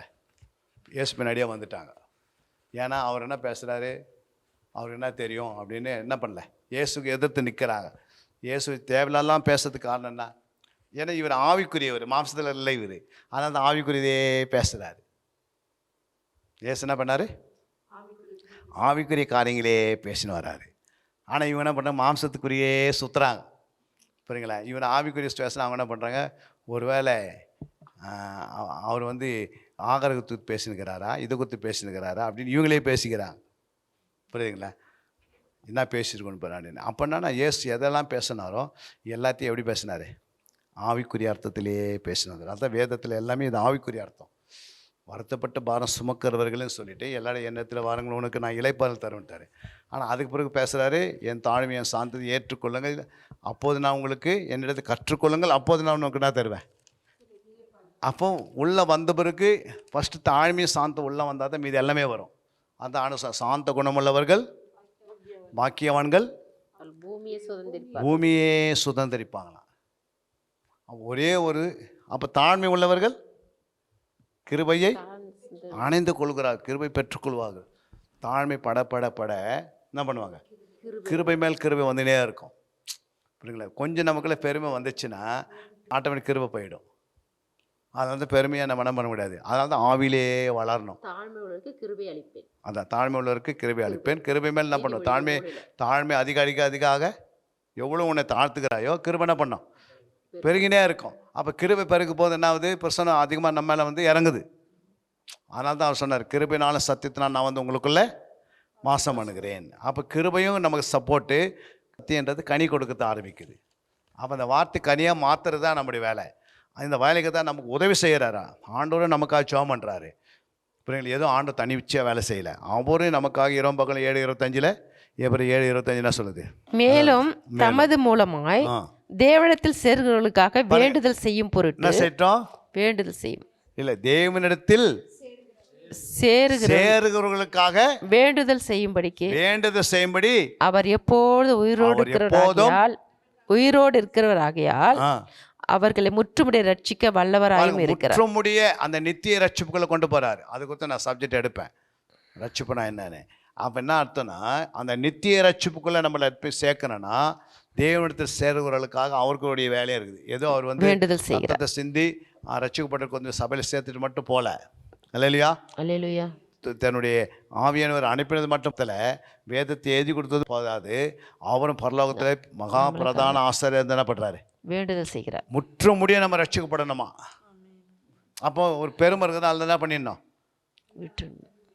இல்லைம்மா, பெருமை இருந்தால் ரட்சிக்கப்படணும் அதுலேருந்து. புரியுங்களா? நீ ஒரு பாவத்தில் இருக்குன்னா அதில் என்ன பண்ணோம்? ரட்சிக்கப்படணும். ரட்சிப்படான்னு அர்த்தம் மீட்பு, சுகம், விடுதலை. அப்போ அதுலேருந்து வெளியே வரணும். அதுலேயே உட்காந்து நான் ரட்சிக்கப்பட சொன்னேன்னா அது ரட்சிப்பு நிறைவேற பிரயாசப்படுங்கள். அப்போ ரட்சிப்பு நிறைவேறினா எப்படி பிரயாசப்பட முடியும்? நம்ம பிரயாசப்படாமல் நம்ம வாயை தருகிறது நம்ம எதனா நடக்குமா? நம்ம பிரயாசப்படாமல் எதனா நடக்குமா? பிரயாசப்பட வேண்டிய நம்ம வேலை, ரட்சிக்கிற வேலை அவருடைய வேலை. அல்லேலூயா. எதுவுமே நம்ம செய்யாமல் நம்ம ஊமையாக இருந்தால் அவரே செய்துட்டு போயிடுவார். 2 கை 2 கால் இல்லைன்னா அவர் என்ன பண்ணுவார்? நம்மளை ரட்சித்து பரலோகத்துக்கு கொண்டு போய் சேர்த்துருவார். ஆனால் நமக்கு 2 கையும் இருக்குது, காலம் இருக்குது, கண்ணு இருக்குது, வாயம் இருக்குது, எல்லாமே இருக்குது. புரியுங்களா? அவர் படைத்த கை கால் எல்லாத்தையும் நம்ம கையில் கொடுத்துட்டு நம்ம ரட்சிக்கப்படுவதுக்கு நம்ம ஜெபம் பண்ணனா கஷ்டப்படுறோம், வேதத்தை வாசினா கஷ்டப்படுறோம். அப்போ எல்லாமே ஆண்டவர் எப்படி செய்வார்? சிலுவைக்கு போய் எல்லாத்தையும் முடிந்ததுன்னு சொல்கிறாரு. சிலுவைக்கு போய் என்ன பண்ணார்? நான் உங்களுக்காக எல்லாத்தையும் முடிச்சிட்டேன். அவர் என்ன முடிச்சிட்டாரு? ரட்சிக்க போகிறதுக்கு எல்லா வழிவசதி திறந்துட்டார், ஓப்பன் பண்ணிட்டார் டோரு. அல்லேலூயா. இன்றைக்கி சபையெல்லாம் அன்றைக்கெல்லாம் சபை இருக்குமா? இஸ்ரவேல் தேசத்துக்கு மட்டும் தான் சபை இருந்தது. இன்றைக்கி உலகெல்லாம் சபை இருக்கிறதுக்கு காரணம் என்ன? அந்த வழியை ஏற்படுத்தி கொடுத்துட்டாரு. இப்போ அவர் நமக்காக தொடர்ந்து என்ன பண்ணுறாரு? ஜெபம் பண்ணுறாரு. அப்போ ஆண்டவர் என்ன சொல்கிறாரு? என் தாழ்மையும் என் சாந்தத்தை என்ன பண்ணிக்க ஏற்றுக்கொள், உனக்குள்ளே உருவாகணுன்றார். அதான் சொல்கிறார் பாருங்க வசனம். பாருங்க, அங்கே சபையில் சாந்தமும் அதை கற்றுக்கொள்ளணுமா? சாந்தத்தை பர்சனல் கற்றுக்கொள்ளணும். 2 தீமோத்தேயு 2:24. கர்த்தருடைய ஊழியக்காரன் சண்டை பண்ணுகிறவனா இராமல் எல்லாரிடத்திலும் சாந்தம் உள்ளவனும் போதக சமர்த்தனும் தீமையை சகிக்கிறவனுமா இருக்க வேண்டும். அல்லேலூயா. அப்போ கர்த்தருடைய தேவனுடைய ஊழியக்காரர்கள் எப்படி இருக்கணும்? எல்லாருமே எப்படி இருக்கணும்? சண்டை பண்ணுகிறவனா இராமல் எல்லாரிடத்துலையும் வரவங்க அத்தனை பேர்கிட்ட எப்படி இருக்கணும்? எல்லாருக்கிட்டையும் சாந்தமுள்ளா இருக்கணும். யாருக்கும் வந்து எந்த விதத்தில் என்ன பண்ணிடக்கூடாது? கோபம் எரிச்சல் உண்டாக்குற மாதிரி காணப்பட்டிருக்கூடாது. அதில் எப்படி இருக்கணும்? போதக சமர்த்தனும் தீமையை சகிக்கிறவனாக இருக்க வேண்டும். அல்லேலூயா. யாராவது ஒருத்தர் வந்து நமக்கு தீமை சொன்னால் கூட அதை என்ன பண்ணிடணும்? போட்டு இருதயத்தில் போட்டு அதை கசைக்கணும்னா ஆட்டோமேட்டிக்காக என்ன பண்ணிவிடும்? நம்ம இருதயத்தில் போயிடுது. புரியுங்களா? அதை மற்றவங்களுக்கு எப்படியாவது ரிப்பீட் பண்ணிட்டோம்னா, யாருக்காவது தெரியாது சொல்லிட்டேன்னா கூட இவங்க சொன்னதை அவங்ககிட்ட போய் அவங்களுக்கு சொல்லி மறுபடியும் அவங்க 2 பேர் கூப்பிட்டுன்னு இங்கே வராங்க. அல்லேலூயா. வராங்களா இல்லையா? சில நேரத்தில். புரியுங்களா? அதனால தான் சகிக்கிறவனாக இருக்க சொல்கிறார். சகிக்கிறதுனா என்ன? ஒருத்தர்கிட்ட கொடுத்துட்டு பிறகு அந்த வார்த்தை என்ன பண்ண யாருக்குமே அவங்களே போட்டு சகித்துணும். அது யாருக்கும் என்ன பண்ணக்கூடாது. அதனால தான் அன்புள்ளவர்கள் மூடும், அப்புறம் தாங்கும், அப்புறம் எல்லாத்தையும் சகிக்கும். அதனால தான் கனி இருந்தால் தான் சகிக்க முடியும். கனி இல்லைன்னா ஒருத்தருக்குள்ள என்ன பண்ண முடியாது. அப்போ சகிக்கிற வேலை யார்கிட்ட கொடுத்துட்டார்? ஆண்டவர் மேய்ப்பர்கிட்டே கொடுத்து விட்டார். நீயே வச்சுக்கோ அப்படின்ட்டார். அப்போ எவ்வளோ அது கர்ப்ப வேதனை, அந்த கர்ப்ப வேதனை, இப்போ இந்த கர்ப்ப வேதனை 2. அடுத்தது பாருங்கள், அங்கே சொல்ல பாருங்கள், பிலிப்பியர் 4:5. உங்கள் சாந்த குணம் ம் எல்லா மனுஷருக்கும் தெரிந்திருப்பதாக. ம் கர்த்தர் சமீபமாய் அங்க என்ன இருக்கிறார். சொன்னாரு? எல்லாரிடத்திலும் சாந்தமுள்ளவனா இருக்குன்னாரு. இங்க என்ன சொல்றாரு? உங்கள் சாந்த குணம் எல்லா எல்லா மனுஷரும் மனுஷருக்கும் தெரிஞ்சிருக்கணும். தெரிந்திருக்கு. புரியுங்களா? நம்ம என்ன இது போட்டு அடிக்க முடியும்? அந்த காலத்துலலாம் வந்து ஏதாவது நடந்தால் என்ன பண்ணுவாங்க? அந்த வில்லேஜில் ஒருத்தர் என்ன பண்ண மோளம் அடித்து இது மாதிரி இதெல்லாம் வருது அப்படின்னு தெரிவிப்பாங்க. ஆனால் இங்கே என்ன சொல்ல பாருங்க ஆண்டவர், அந்த ஊழியக்காரனுடைய சாந்த குணம் எல்லா மனுஷருக்குள்ள என்ன பண்ணியிருக்கணுமா? தெரிஞ்சு வச்சிருக்கணுமா? கர்த்தர் சமீபமாக இருக்கிறாரா அதுக்காக. அல்லேலூயா. அப்போ ஆண்டோடைய வருகைக்கு எது முக்கியமாக இருக்கணும்? சாந்த குணம் முக்கியமாக இருக்கணும். அல்லேலூயா. என்னாகும் 12:3 சொல்லுது, மோசே அண்ணன் பூமியில் உள்ள சகல பூமியில் உள்ள மனிதரிலும் சகல மனிதரிலும் மிகுந்த சாந்த குணமுள்ளவராய் மிகுந்த சாந்த இருந்தான். குணமான வெறும் சாந்தம் இல்லை, இவருக்கு என்ன பண்ண கூட்டி 60க்கு போயிட்டார், 60%க்கு. மிகுந்த சாந்தம் சாந்த குணமெல்லாம் இருந்தான். பாருங்க அழகா சொல்ல பாருங்க, அவன் எப்படி இருந்தாரா? மிகுந்த சாந்த குணமெல்லாம் இருந்தான். அல்லேலூயா. அதனால தான் 6 லட்சம் பேர் புருஷர் என்ன பண்ணாங்க? அவர் வழி நடத்தினார். அல்லேலூயா. பூமியில் உள்ள சகல மனிதரிலும் அப்போ சகல மனிதலையும் எவ்வளோ சாந்தம் வந்திருக்குது அவருக்கு பாருங்களா. அவர்லாம் அந்த காலத்தில் யார் கொலைக்காரனாக இருந்தாங்க? அவங்க அப்பாவே ஒரு கொலைக்காரன் தான். யார்? மோசே. அதே சுபா வந்து அவனுக்குள்ள அந்த கொலை பண்ணுற எண்ணெல்லாம் இருந்தது. ஆனால் ஆண்டவர் பாருங்க, ஒரு கொலைக்காரன் என்ன மாற்றிட்டாரு? ஒரு நல்ல சாந்த குணமாக மாற்றி இன்னும் ஒரு பெரிய ஊழியக்காரன் ஆகிட்டார். அல்லேலூயா. அப்போ தேவனால் கூடாத காரியம் ஒன்றுமே இல்லை. புரியுங்களா? அவர் குணம் இல்லாத ஊழியம் வளராது. புரியுங்களா? ஊழியம் வளர்கிறதுக்கு ஒரே வழி என்ன? அவருடைய சாந்தத்தை நீ உள்ளே போட்டினே வா, தானவே நம்மிடத்தில் ஆத்மா வந்துனே இருக்கும். புரியுங்களா? நம்ம தேடியெல்லாம் போக தேவையில்ல, கர்த்தரே அனுப்பி விட்ருவார். ஏன்னா இந்த சபையில் சாந்தம் இருக்குது, இந்த சபையில் தாழ்மை இருக்குது, நீ அங்கே போனால் உன்னை அதுமாரி உருவாக்கிடுவாங்கன்னு என்ன பண்ணுவார் ஆண்டவர்? கொண்டு வந்து அவரே என்ன பண்ணுறாரு? வெள்ளம் ஒரு இடத்துல வச்சுட்டேன். இப்போ ஒரு வீட்டில் போயிருந்தேன். அந்த வீட்டில் அந்த விசுவாசம் சொல்கிறாங்க, ஐயா வீடெல்லாம் என்ன பண்ணுது? எறும்புங்க சுற்றுது. நாங்களும் ஒரு 3 நாளாக ஜெபம் பண்ணுறோம், அது என்ன பண்ண ஒன்று கூட போக மாட்டேங்குது. நீங்கள் எப்படியாவது என்ன பண்ணுங்க, ஜெபம் பண்ணுங்கன்னாரு. நான் சொன்னேன், வெள்ளமாவது சர்க்கரையாவது கொஞ்சம் கொடுங்கன்னோம். கொடுத்தாங்க. அதை கொண்டு போய் வாசலில் கொட்டின பாரு, எல்லா எறும்புனா ஆயிடுச்சு, வெளியே போயிடுச்சு. அப்போ அந்த ஞானம் அவர்கிட்ட என்ன பண்ணல, அந்த அறிவு வேலை செய்ய முடியும். வேத அறிவு இல்லாதனால வேத ஞானம் எல்லாம் என்ன பண்ணல. ஆனால் எறும்பு இடத்துல போய் என்ன கற்றுக்கோ? ஞானத்தை கற்றுக்கோ. அல்லேலூயா. சுறுசுறுப்பு தான். ஆனால் அதுக்கிட்ட என்ன இருக்குது? நாங்கள் ஆண்டவர் அது வந்து அதுக்கு வந்து கண்ணும் தெரில, வாயும் இல்லை, எப்படி நடந்து போகுதுன்னு நம்ம கண்டுபிடிக்க முடியல. அதுக்கிட்ட போய் எப்படி கற்றுக்குது அப்படின்னு ஆண்டவர் என்ன பண்ணிட்டார்? நம்மளை எறும்புக்கிட்டனா போய் என்ன பண்ணு, ஞானத்தை கற்றுக்குப்பா அப்படின்ட்டார். அப்போ எறும்பு என்ன செய்யுது? அதுக்கு அதிகாரம் யாருமே இல்லை. அதிகாரியே இல்லாமல் என்ன பண்ணுது? கரெக்டாக மழை காலத்துக்கு வரதுக்கு முன்னாடி என்ன பண்ணிடுது? தன்னுடைய ஆகாரத்தை சேர்த்து வச்சுது. அப்போது அது கொடுத்த ஞானம் கூட மனுஷனுக்கு இல்லைன்னா எவ்வளோ வேதனை. அப்போ எவ்வளோ ஆண்டவர் கஷ்டப்படுவார். என்னது, நான் மனுஷன் உண்டாக்கிட்டு ஞானமில்லாத சுற்றுறாங்களே. புரியுங்களா? ஏன் ஞானம்னா அந்த நன்மை தீமை பிரிக்கிறதுக்கு தான் ஞானம். சாலமோனுக்குள்ள என்ன தெரியாது? நன்மை தீமை பிரிக்க தெரியாது. அப்போது நீ ராஜா ஆகிட்ட. அப்போ நன்மை தீமை தெரியாது, ஞானத்தை கொடுத்துட்டா என்ன பண்ணிடலாம்? எது நன்மை எது தீமைன்னு கண்டுபிடிச்சிடலாம். அதனால தான் எபிரேயர் 5ஆம் அதிகாரம் 14 கூட வாசிக்கிறோம். பலமான ஆகாரமானது நன்மை தீமை இன்னதென்று பயிற்சியினால் பகுத்தறியத்தக்க முயற்சி செய்யும் ஞானோதரியங்களை உடையவர்களாகிய பூரண வயதுள்ளவர்களுக்கே தகும். அது பாருங்க, அதில் எத்தனை எழுதினாரு? 1 பலமான ஆகாரம், அடுத்தது நன்மை தீமை, 2வது நன்மை தீமை, பயிற்சியினால் 3வது பயிற்சி, முயற்சி செய்யும் 4வது முயற்சி, ஞானோதரியங்களை உடையவர்களாகிய 5வது ஞானேந்திரங்களுடைய பூரண வயதுள்ளவர்களுக்கே தகும். இல்லை அந்த பகுத்தறி சொல்லலையே. 1 பலமான ஆகாரம், 2 நன்மை தீமை, பயிற்சியினால் பகுத்தறியத்தக்க, 3வது பயிற்சி, 4வது பகுத்தறிய, 4 முயற்சி செய்யும், 5 முயற்சி, ஞானோதரியங்களை உடைய பூரண வயதுள்ளவர்களுக்கு தகும். 6 பூரண வயது, 7 ஞானோதரியங்களே 1. அப்போ ஞானோதரியம் ஞானம். நெக்ஸ்ட் பூரண வயது. அப்போ பூரண வயது. அப்போ ஞானம் பூரண வயது. 7 பாயிண்ட் கொடுக்குறாரு. அப்போ ஃபஸ்ட்டு பலமான ஆகாரம். இப்போ பலமான ஆகாரம் நமக்கு கொடுக்கப்படுது. ஒரு ஹோட்டலில் போகிறீங்க, அங்கே மட்டன் வச்சுருக்கேன், சிக்கன் வச்சுருக்கேன், நன்மை வச்சுருக்கிறாங்க. புரியுங்களா? ஆனால் அந்த என்ன இல்லை, அந்த அம்மாவுக்கு வாயில் பல்லே இல்லை. என்ன பண்ண முடியாது? எதுவுமே சாப்பிட முடியாது. முடியுமாம்மா? என்ன நிறைய வச்சுருக்குது. பல்லே இல்லை. புரியுதுங்களா? அப்போ பலமான ஆகாரத்தை புசிக்க என்ன பண்ணியிருக்கணும்? நமக்குள்ள என்ன இருக்கணும்? எல்லாமே இருந்தால் தான் நம்ம என்ன பண்ண முடியும்? அது மாதிரி வசனம் வந்து பலமான ஆகாரன்றாரு.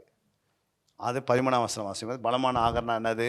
பால் உண்கிறவன் குழந்தையா இருக்கிறபடியினாலே நீதியின் வசனத்தில் பழக்கமில்லாதவனா இருக்கிறான். பழக்கம். நீதியின் வசனம் தான் என்னது? பலமான ஆகாரம். அப்போ இந்த நீதியின் வசனத்தை நம்ம உள்ள புரிஞ்சு கொள்றதுக்கு ஃபஸ்ட்டு என்ன பண்ணுமா? ஃபஸ்ட்டு பயிற்சி வேணும், அப்புறம் முயற்சி வேணும், அப்புறம் தான் நீங்கள் பகுத்தறிவு வருது இல்லை? அப்புறம் நன்மை தீமை என்னது உனக்கு தெரிஞ்சிடும். ஆட்டோமேட்டிக்காக நீ பூரண வயசுல மாறுற, நீ ஏன் ஞானமுள்ளவனா மாறிடுற. அல்லேலூயா. அப்போ இந்த 7 காரியம் உள்ள வரத்துக்கு இந்த பலமான ஆகாரம் வசனம் வந்து நீதியின் வசனம் வந்து பலமான ஆகாரத்தை குறிக்கிறது. புரியுங்களா? அதை வந்து என்ன பண்ண அவ்வளோ சீக்கிரம் என்ன பண்ண படிச்சிருக்க உடனே நமக்கு புரியாது. புரியுங்களா? அப்போ அதுக்கு முன்னாடி திருவசனமாக ஞானப்பால் என்ன பண்ணிடணும்? பழக்கம் இருந்திருக்கணும். அப்புறம் தேவ வசனத்தை பழக்கம் இருந்திருக்கணும். தேவ வசனத்தில் பழக்கமே இல்லை, திருவசனத்தில் பழக்கம் இல்லைன்னா நீதியின் வசனத்தில் பழக்கம் வராது. அல்லேலூயா. அப்போ நம்ம ஆரம்பத்துலேருந்தே என்ன பண்ணோம்? ரட்சிக்கப்பட்ட நாட்கள்லேருந்தே ஒரு முறையாவது பைபிள் என்ன பண்ணிக்கணும்? தொட்டி படிச்சிருக்கணும். அடுத்தது இப்போ சொல்லும் போது ஏற்றுக்கிறாங்க. இப்போ நம்ம ஜனங்க வந்து ஏன் ஏற்றுக்கலைன்னா, ஏன் உடனே வந்து அந்த பலமான ஆரத்துக்கு வர மாட்டேன்றாங்க? ஏற்கனவே நீ திருவசனத்துல இல்லை, அவங்க சரியான பழக்கம் இல்லை. திருவசனமாக ஞானப்பாலின் மேல் அவங்களுக்கு வாஞ்சி இல்லாதனால அடுத்த ஸ்டேஜுக்கு என்ன பண்ண முடியல, போக முடியல. புரியுங்களா? அதாவது ஆண்டவர் வந்து சாமுவேலை கூப்பிட்றாரு. சாமுவேல் என்ன பண்ணார்?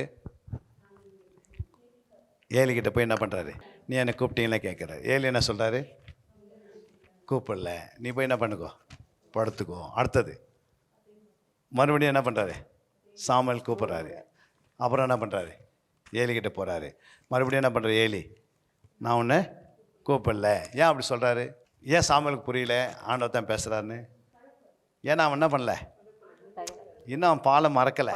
அங்கே போட்டிருக்கோம், பாலையும் முளையும் என்ன பண்ணல, 24 மறக்கலை. 1 சாமுவேல் 1:24 அவள் அவனை பால் மறக்க பண்ணின பின்பு 3 காளைகளையும் 1 மரக்கால் மாவையும் ஒரு துருத்தியிலேயே அவனையும் கூட்டி கொண்டு சீலோவிலுக்கு கர்த்தருடைய ஆலயத்துக்கு போனால் பிள்ளை இன்னும் குழந்தையா இருந்தது. ஒரு பால் மறக்கப்பட்டதை எடுத்து வந்து எங்க சேர்க்கறாங்க? இது ஆலயத்தை விடுறாங்க. ஆனா அது குழந்தையா இருந்துச்சு. அது குழந்தையா இருக்குது. ஆனா ஆண்டவர் பேசுறாரு. மறுபடியும் அது என்ன நினைக்குது? குழந்தைங்க என்ன தெரியல, ஆண்டவர் தான் பேசுறாருன்னு தெரியல. அதுக்கு என்ன காரணம்? அது பால் ஒன்று குழந்தை மறுபடியும் அம்மாவே நினைக்குது, முளையே நினைக்குது. அதான் 28:12 வாசிக்கிறோம். ஏசாயா 28:12 ஏசாயா 28:9 இருக்குது பாருங்க. அவர் யாருக்கு அறிவை போதிப்பார், யாருக்கு உபதேசத்தை உணர்த்துவார்? பால் மறந்தவர்களுக்கும் முளை மறக்க பண்ணப்பட்டவர்களுக்குமே. பால் மறந்தவர்களுக்கும் முளை மறக்கப்பட்டவங்கன்னா போதிப்பார். அப்பதான் போதிக்க முடியும், டீச்சிங் பண்ண முடியும். இப்போ இந்த பால் மறக்காதவங்களுக்கும் முளை மறக்கப்படணும்னு அர்த்தம் தாய்ப்பாலே நினச்சினது குழந்தை. புரியுங்களா? அப்படின்னா என்ன ஆவிக்குரிய ரீதியில் சொல்லணும்னா, சபையில் வந்து வளர்ச்சி இல்லாத விசுவாசிங்க அவங்களுக்கு என்ன பண்ண ரட்சிக்கப்பட்ட இதுவே அவங்களுக்குள்ள என்ன ஆயிடுச்சு? ஆரம்பத்தில் ரட்சிக்கப்பட்டு வந்தாங்க பாருங்க. ரட்சிப்பு நிறைவேற பிரயாசப்படணும், முடிவு பண்ணி நிலைத்திருப்பேன் ரட்சிக்கப்படுவான் அப்படின்னு இருக்குது. இந்த வசனம்லாம் என்ன பண்ணலாம்? அவங்களுக்கு உள்ளே வந்தாங்க பாரு, ரட்சிக்கப்பட்டு இது ஒன்றுத்தில் தான் அவங்க என்ன பண்ணுறாங்க, நிற்கிறாங்க. வேறு எதுவுமே அவங்களுக்கு தேவையில்லை. அல்லேலூயா. அப்போ எல்லாம் எப்படி இருக்கிறாங்க? 1ஆம் கிளாஸில் குழந்தை ஏபிசிடி கற்றுக் இருக்குது. 2ஆம் கிளாஸ் போய் 3ஆம் கிளாஸ் போய் 4ஆம் கிளாஸ் 5ஆம் கிளாஸில் வந்து எதனா ஒரு பாடத்தை சொன்னால் படிச்சுனா இருக்குன்னா பண்ணாது, அது ஏபிசிடியே நினச்சிக்கும், சொன்னதே நினைக்கும். அது மாதிரி தான் வந்து ஆரம்ப காலகட்டத்தில் விசுவாசிங்க வந்தவங்க அடுத்த ஸ்டேஜுக்கு போக முடியாது இருக்கிறாங்க. அப்போ இயேசு தேடுறாரு, நான் யாருக்கு அறிவை போதிப்பேன், யாருக்கு உபதேசத்தை உணர்த்துவேன் அப்படின்னு தேடுறாரு. யாராவது கிடைக்குப்பாங்கன்னு. அங்கே எல்லாம் எப்படி இருக்கிறாங்க? சபையில் எல்லாம் பால் முளை மறக்க பண்ண பால் மறந்தவர்களுக்கும். அப்போ பால் மறக்காது இருக்கிறாங்க. அப்புறம் முளையை என்ன பண்ணல, மறக்கலை. அப்போ அவங்களுக்கு போய் என்ன பண்ண முடியாது? அந்த நிலைமையில் தான் சாமுவேல் இருக்கிறாரு. புரியுங்களா? அந்த அங்கே உள்ள இருக்கிற பாஸ்டர் எப்படிங்கிறாரு? அவரும் அதே நிலைமையில் தான் இருக்கிறாரு. 2 பேருக்கும் ஆண்டவர் பேச அவங்களுக்கு தெரியல, இவங்களுக்கு தெரியல. ஏன்னா அந்த காலத்தில் வசனம் அபூர்வமாக இருந்தது தான். இது மாதிரிலாம் யாரும் பேசுனது கிடையாது டைரெக்டாக. அல்லேலூயா. இதே காலகட்டத்தில் இப்படி வசனத்தை நான் இப்போ பேசும்போது இந்த விசுவாசிகள் என்ன பண்ணிக்கணும்? அந்த பால் இருந்தால் தான் பால் மறந்தால் திருவசனமாக ஞானப்பாலை மறக்கணும். வாஞ்சியாக இருந்து அதில் வளர்ந்துட்டாங்கன்னா, நல்லா குடிச்சு நல்லா வளர்ந்தாங்கன்னா அடுத்த ஸ்டேஜுக்கு பலமனாகிறதுக்கு வந்துடுவாங்க. புரியுங்க? நம்ம ஒரு முறை கூட பைபிளை படிக்காதவங்களுக்கு போய் நம்ம போதித்த என்ன பண்ணாது, சீசன்னா என்னன்னு தெரியல, ஜாமக்காரனா என்னன்னு தெரியல, யுத்த வீரனான்னு தெரியல, ஆலயனா என்னன்னு தெரியல, பாஸ்டர்னான்னு தெரியல, மேய்ப்புறனா என்னன்னு தெரியல. அல்லேலூயா. அவங்க என்ன நினைக்கிறாங்க, சர்ச்சை மட்டும் அந்த மாதத்துக்கு ஒரு நாள் வந்து நடத்திட்டு போயிடுவார், மீத வேலை எதுவும் கிடையாது. அவங்க நித்தியத்துக்கு கொண்டு போய் நிறுத்துற வரைக்கும் யாருடைய வேலை? அந்த மேய்ப்பினுடைய வேலை. ஒரு விசுவாசியம் கையில் கொடுத்துட்டு பிறகு அது எங்கே கொண்டு போய் நிறுத்தணுமா? அங்கே கொண்டு போய் அதுக்கு கணக்கு கொடுக்கணுமான்ற ஆண்டு சொல்லியிருக்கிறார். அங்கே போய் நிறுத்துறது வரைக்கும் இங்கே என்ன பண்ணணுமா? அவங்கள உருவாக்கத்துக்கு என்னென்ன ஜெபம் பண்ணணுமோ அதை பண்ணி அவங்கள உருவாக்கி ஆயத்தப்படணும். அப்போ உருவாக்கப்படாத யாரும் என்ன பண்ண முடியாது. இராணுவத்தில் யாருக்கும் போய் ட்ரைனிங் தராத கடைசியில் என்ன பண்ணுங்க, துப்பாக்கி எடுத்து போய் பார்டரில் என்ன ஆகும்? துப்பாக்கியில் இருக்கிற குண்டு எப்படி சுடணுன்னு என்ன பண்ணாது தெரியாது, அவங்களுக்கும் அவங்க சுட்டுப்பாங்க. அல்லையா? ஏன்னா அவங்களுக்கு என்ன இல்லை, பயிற்சியும் இல்லை, எக்ஸ்பீரியன்ஸ் இல்லை, எதுவுமே இல்லை. இப்போ நாங்கள் 15, 20, 40 வருஷம் இருக்கிறோன்னா எப்படி சுடணுன்றது எங்களுக்கு ஒரு 10, 12 வருஷத்துக்கு பிறகு தான் 250 மீட்டர்ஸில் ஒரு பொருளை வச்சுட்டிங்கன்னா கரெக்டாக அந்த பொருளை என்ன பண்ணுவோம். நைட்லேயே நான் சுட்டுருக்குறேன். நைட்டில் அரிக்கலாம் பேத்துமே அங்கே வச்சுருவாங்க, கீழே மேலே தார்கட் நிற்கும், அதில் வந்து ரவுண்டு இருக்கும், 3-4 ரவுண்டு. அதில் அந்த சென்டரில் பார்த்து கரெக்டாக என்ன பண்ணுவோம், கரெக்டாக சுடுவோம் நைட்டில். புரியுங்களா? மார்க் அவ்வளோ வாங்கியிருக்கிறேன். ஏன் அப்படின்னா நமக்கு அந்த அட்ஜஸ்ட்மெண்ட் பண்ண என்ன பண்ணிச்சு, ஜட்ஜ்மெண்ட் பண்ண தெரிஞ்சிச்சு. இப்போது கரெக்டாக அந்த சுடும் போது மட்டும் மூச்சு என்ன பண்ணக்கூடாது, ஐயாக்கு தெரியும். அப்போ இந்த அளவுக்கு நான் சாண்டர் கொண்டு போய் அதை ட்ரைனிங் கொடுத்ததுனால்தான் அவங்க தைரியமாக போய் நிற்பான். பயிற்சி இல்லைன்னா என்ன பண்ண மாட்டான், தடுமாற்றம் வந்துடும். அதே போல் தான் வேதத்தில் பயிற்சி இல்லை அப்படின்னா, சரியான சத்தியத்தை அறியலைன்னா அடிக்கடி சாத்தன் பயம் காட்டுவான். உனக்கு அது வந்துடும், இது வந்துடும். ஏன்னா எதுவும் சொல்லிட்டாங்கன்னா அதை நம்ம ஏற்றுக்கொள்ளவே முடியாது.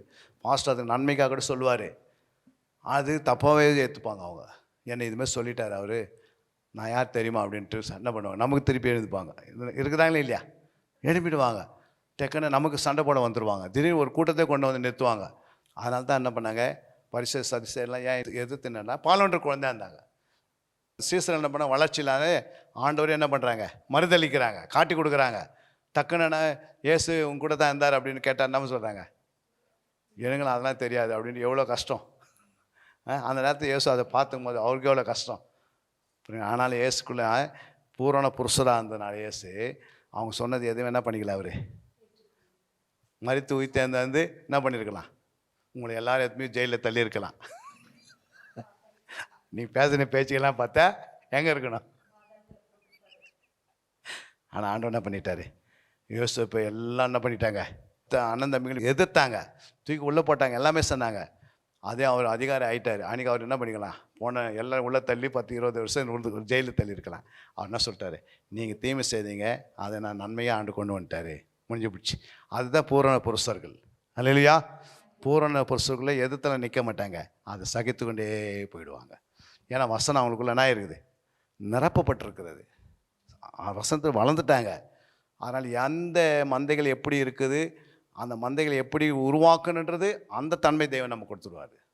அதை உருவாக்கிறோம். அடுத்து நம்ம வாசிக்கிறாங்க, சபையில் வந்து தாழ்மைப்படுங்கள் என்று கற்றுக்கொள்ளணும். சபைக்குள்ளே இது எதில் அந்த ஸ்ரீசத்துலேருந்து பயிற்சி வந்துருக்குது, கற்றுக்கொள்கிறவனுக்குள்ளே வந்திருக்குது. ஒன்று சபையில் சாந்தமும் கற்றுக்கொள்ள வேண்டும், இன்னொன்று சபைக்குள்ளே தாழ்மையை கற்றுக்கொள்ள வேண்டும். யாக்கோபு 4:10 கர்த்தருக்கு முன்பாக தாழ்மைப்படுங்கள், அப்பொழுது அவர் உங்களை உயர்த்துவார். பாருங்க, கர்த்தருக்கு முன்பாக என்ன செய்யணும், தெய்வ சமூகத்தில் வந்தால் நம்மளை என்ன பண்ண முற்றிலுமாக தாழ்த்திடணும். அல்லேலூயா. அதே நீங்கள் பிலிப்பியர் 2:3 இன்றையும் வாதத்தினாவது வீண் பெருமையினால் செய்யாமல் மனத்தாழ்மையினாலே ஒருவரை ஒருவர் தங்களிலும் மென்மேலுக எண்ண கடவர். அல்லேலூயா. இது சபைக்குள்ளே இதை சொல்கிறார் ஆண்டவர். வீண் பெருமையினாலாவது வாதினாலாவது என்ன பண்ணக்கூடாது, எதையும் செய்யக்கூடாது சபைக்குள்ளே. அல்லேலூயா. பெருமைக்காக நான் செய்கிறேன் அதெல்லாம் வாங்கக்கூடாது. புரியுங்களா? ஃபேன் வாங்கி கொடுத்தோட பெருமையாக என் பேர் எழுதுனானா நீ ஏற்றுன்னு போய்ட்டு வீட்டுக்கு அப்படின்னு. அல்லேலூயா. நம்ம என்ன பண்ணுறோம், பேர் எழுதி அதில் வச்சிடுறோம்.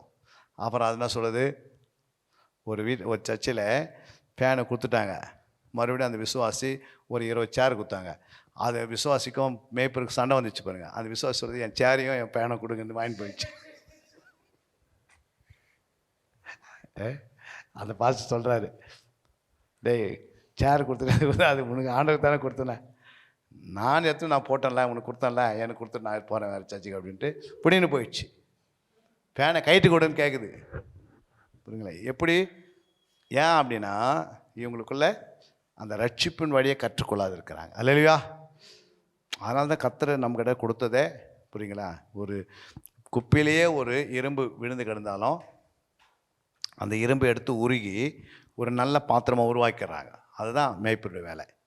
புரியுங்களா? குப்பையிலே ஒரு இரும்பு, அப்போ குப்பை மாதிரி தான் உள்ளே வருவாங்க. ஆனால் அவங்கள என்ன மாற்றிடணும்? நல்ல பாத்திரமாக மாற்றணும். புரியுங்களா? அதை எப்படி நம்ம மெல்ட் பண்ணால் அது என்ன உருவாங்க நமக்கு என்ன பண்ணுது தெரியுமா தெரியாதா? அது துரும்பத்தான் அடிச்சு இப்போ எதுவும் யூஸ் ஆகாது. ஆனால் அக்னியில் போட்டு அதை எடுத்து வேறு நல்ல ஒரு பாத்திரம் என்ன பண்ணலாம், உருவாக்கப்படலாம். அல்லேலூயா. அடுத்த சொல்கிற செப்பனியா 2:3 தேசத்தில் எல்லா சிறுமியானவர்களே, கர்த்தருடைய நியாயத்தை நடப்பிக்கிறவர்களே, அவரை தேடுங்கள், நீதியை தேடுங்கள், மனத்தாழ்மையை தேடுங்கள். அப்பொழுது ஒருவேளை கர்த்தருடைய கோபத்தின் நாளிலே மறைக்கப்படுவீர்கள். எதை தேட சொல்றாரு? மனத்தாழ்மையை தேடுங்கள். அந்த தேசத்துள்ள எல்லா சிறுமியானவர்களே, கர்த்தருடைய நியாயத்தை நடப்பிக்கிறவர்களே, அவரை தேடுங்கள், நீதியை தேடுங்கள், மனத்தாழ்மையை தேடுங்கள். அப்போது கர்த்தருடைய கோபம் என்ன பண்ணோம்? மறைக்கப்பட்டுரும். அல்லேலூயா. அப்போஸ்தலர் 20:19 வெகு தாழ்மையோடு மிகுந்த கண்ணீரோடு இவருடைய தீமையான யோசனையால் எனக்கு நேரிட்ட சோதனைகளோடும் நான் கர்த்தரையே சேவித்தேன். அல்லேலூயா. வெகு தாழ்மையோடு இருந்திருக்கிறாரு அப்போஸ்தலனாகிய பவுல். அதனால் என்ன பண்ண, மிகுந்த கண்ணீரோடு இருந்திருக்கிறாரு.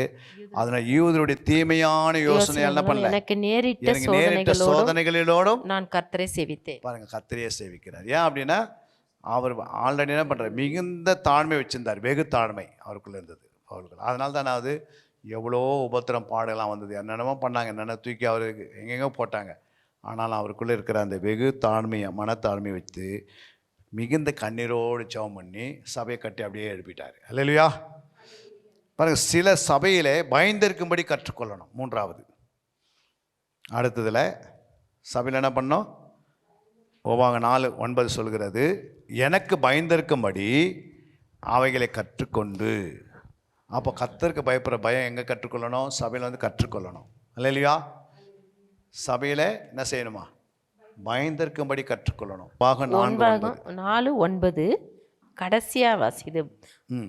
வாசிங்க. எனக்கு பயந்திருக்கும்படி அவைகளை கற்றுக்கொண்டு தங்கள் பிள்ளைகளுக்கு போதிக்க கடவர்கள். அல்லேலூயா. அல்லேலூயா. பிள்ளைங்களுக்கு என்ன செய்யணும்? 4:9 பின்னாடி சந்ததிக்கு அப்படியே உருவாக்கணும். ஒரு விசுவாசி இன்னொரு விசுவாசி என்ன பண்ணணும்? அந்த பயத்தை சொல்லி தரணும். புரியுங்களா? ஒரு புது விசுவாசி வருதுன்னா பழைய விசுவாசி என்ன பண்ணுது? புரியுங்களா? தன்னுடைய பலவீனத்தெலாம் அதுக்கு சொல்லிடுது. புரியுதுங்களா? சொல்கிறது நன்னாவது. அந்த விசுவாசி புது விசுவாசி அடுத்த வாரம் தான் பார்த்தா வேறு சபைக்கு ஓடிடுது. அல்லேலூயா. வந்தாங்க, கூட்டமாக வந்தாங்க, சபைக்குள்ளே தான் வந்தாங்க கூட்டமாக. ஆனால் ஒரு விசுவாசம் என்ன பண்ணிச்சு தெரியாத அவங்களுக்கு ஃபோன் பண்ணி என்ன பண்ணிச்சு, நானே 20 வருஷமாக எப்படி இருக்கிறேன், நானே பலவீனமாக இருக்கிறேன், நீ அந்த பலவீனத்தை என்ன பண்ணிட்டாது அப்படி சொல்கிற விசுவாசியும் சபையில் உட்காந்துருக்கோம். அதான் என்னை பலப்படுத்த கிறிஸ்துவினாலே எல்லாவற்றையும் செய்ய. அப்படி விசுவாசம் உருவாக்கி வச்சிட்டோம்னா அவங்க சீசனை வச்சா அதை என்ன பண்ணாது. அது மட்டும் இல்லை, வர புது ஆத்மாக்கள் என்ன பண்ணோம், நீங்கள் இருங்க, நான் ஜெபம் பண்ணுறேங்க, எங்கள் ஃபாஸ்ட்டர் நானே உனக்கு ஜெபம் பண்ணுறேன், கர்த்தர் உன்னை விடுவிப்பார். அது என்ன பண்ணோம், தைரியமாக உள்ளே உட்காந்துக்கும். அல்லேலூயா. ஆனால் இது என்ன பண்ணிடுது, நானே ஏற்கனவே என்ன பண்ணுகிறேன், இப்படி தான் இருக்கிறேன், நீ என்ன பண்ணு, இங்கே அதை கஷ்டத்தை என்னையா ஏற்றுக்கிறேன் அப்படின்னு சொன்னால் என்ன ஆகுறது, அது சர்ச்சை விட்டு ஓட ஆரம்பிச்சிது. புரியுங்களா? ஒரு கூட்டத்தையே அது மறைச்சிடும். நம்ம நினைக்கிற மாதிரி உள்ளே இருக்கிறவங்களாம் ஒரே மாதிரிலாம் இல்லை. புரியுங்களா? அவங்க எப்போ சத்தியம் உள்ளே போய் வளர்கிறதோ அப்போ தான் இருக்க முடியும். அது வரைக்கும் அவங்க என்ன பண்ணுவாங்க, பிசாசு அவங்கள பயன்படுத்துவாங்க. ஏன்னா பலவீனம் உள்ளவர்களை பிசாசு என்ன பண்ணிவிடுவான்.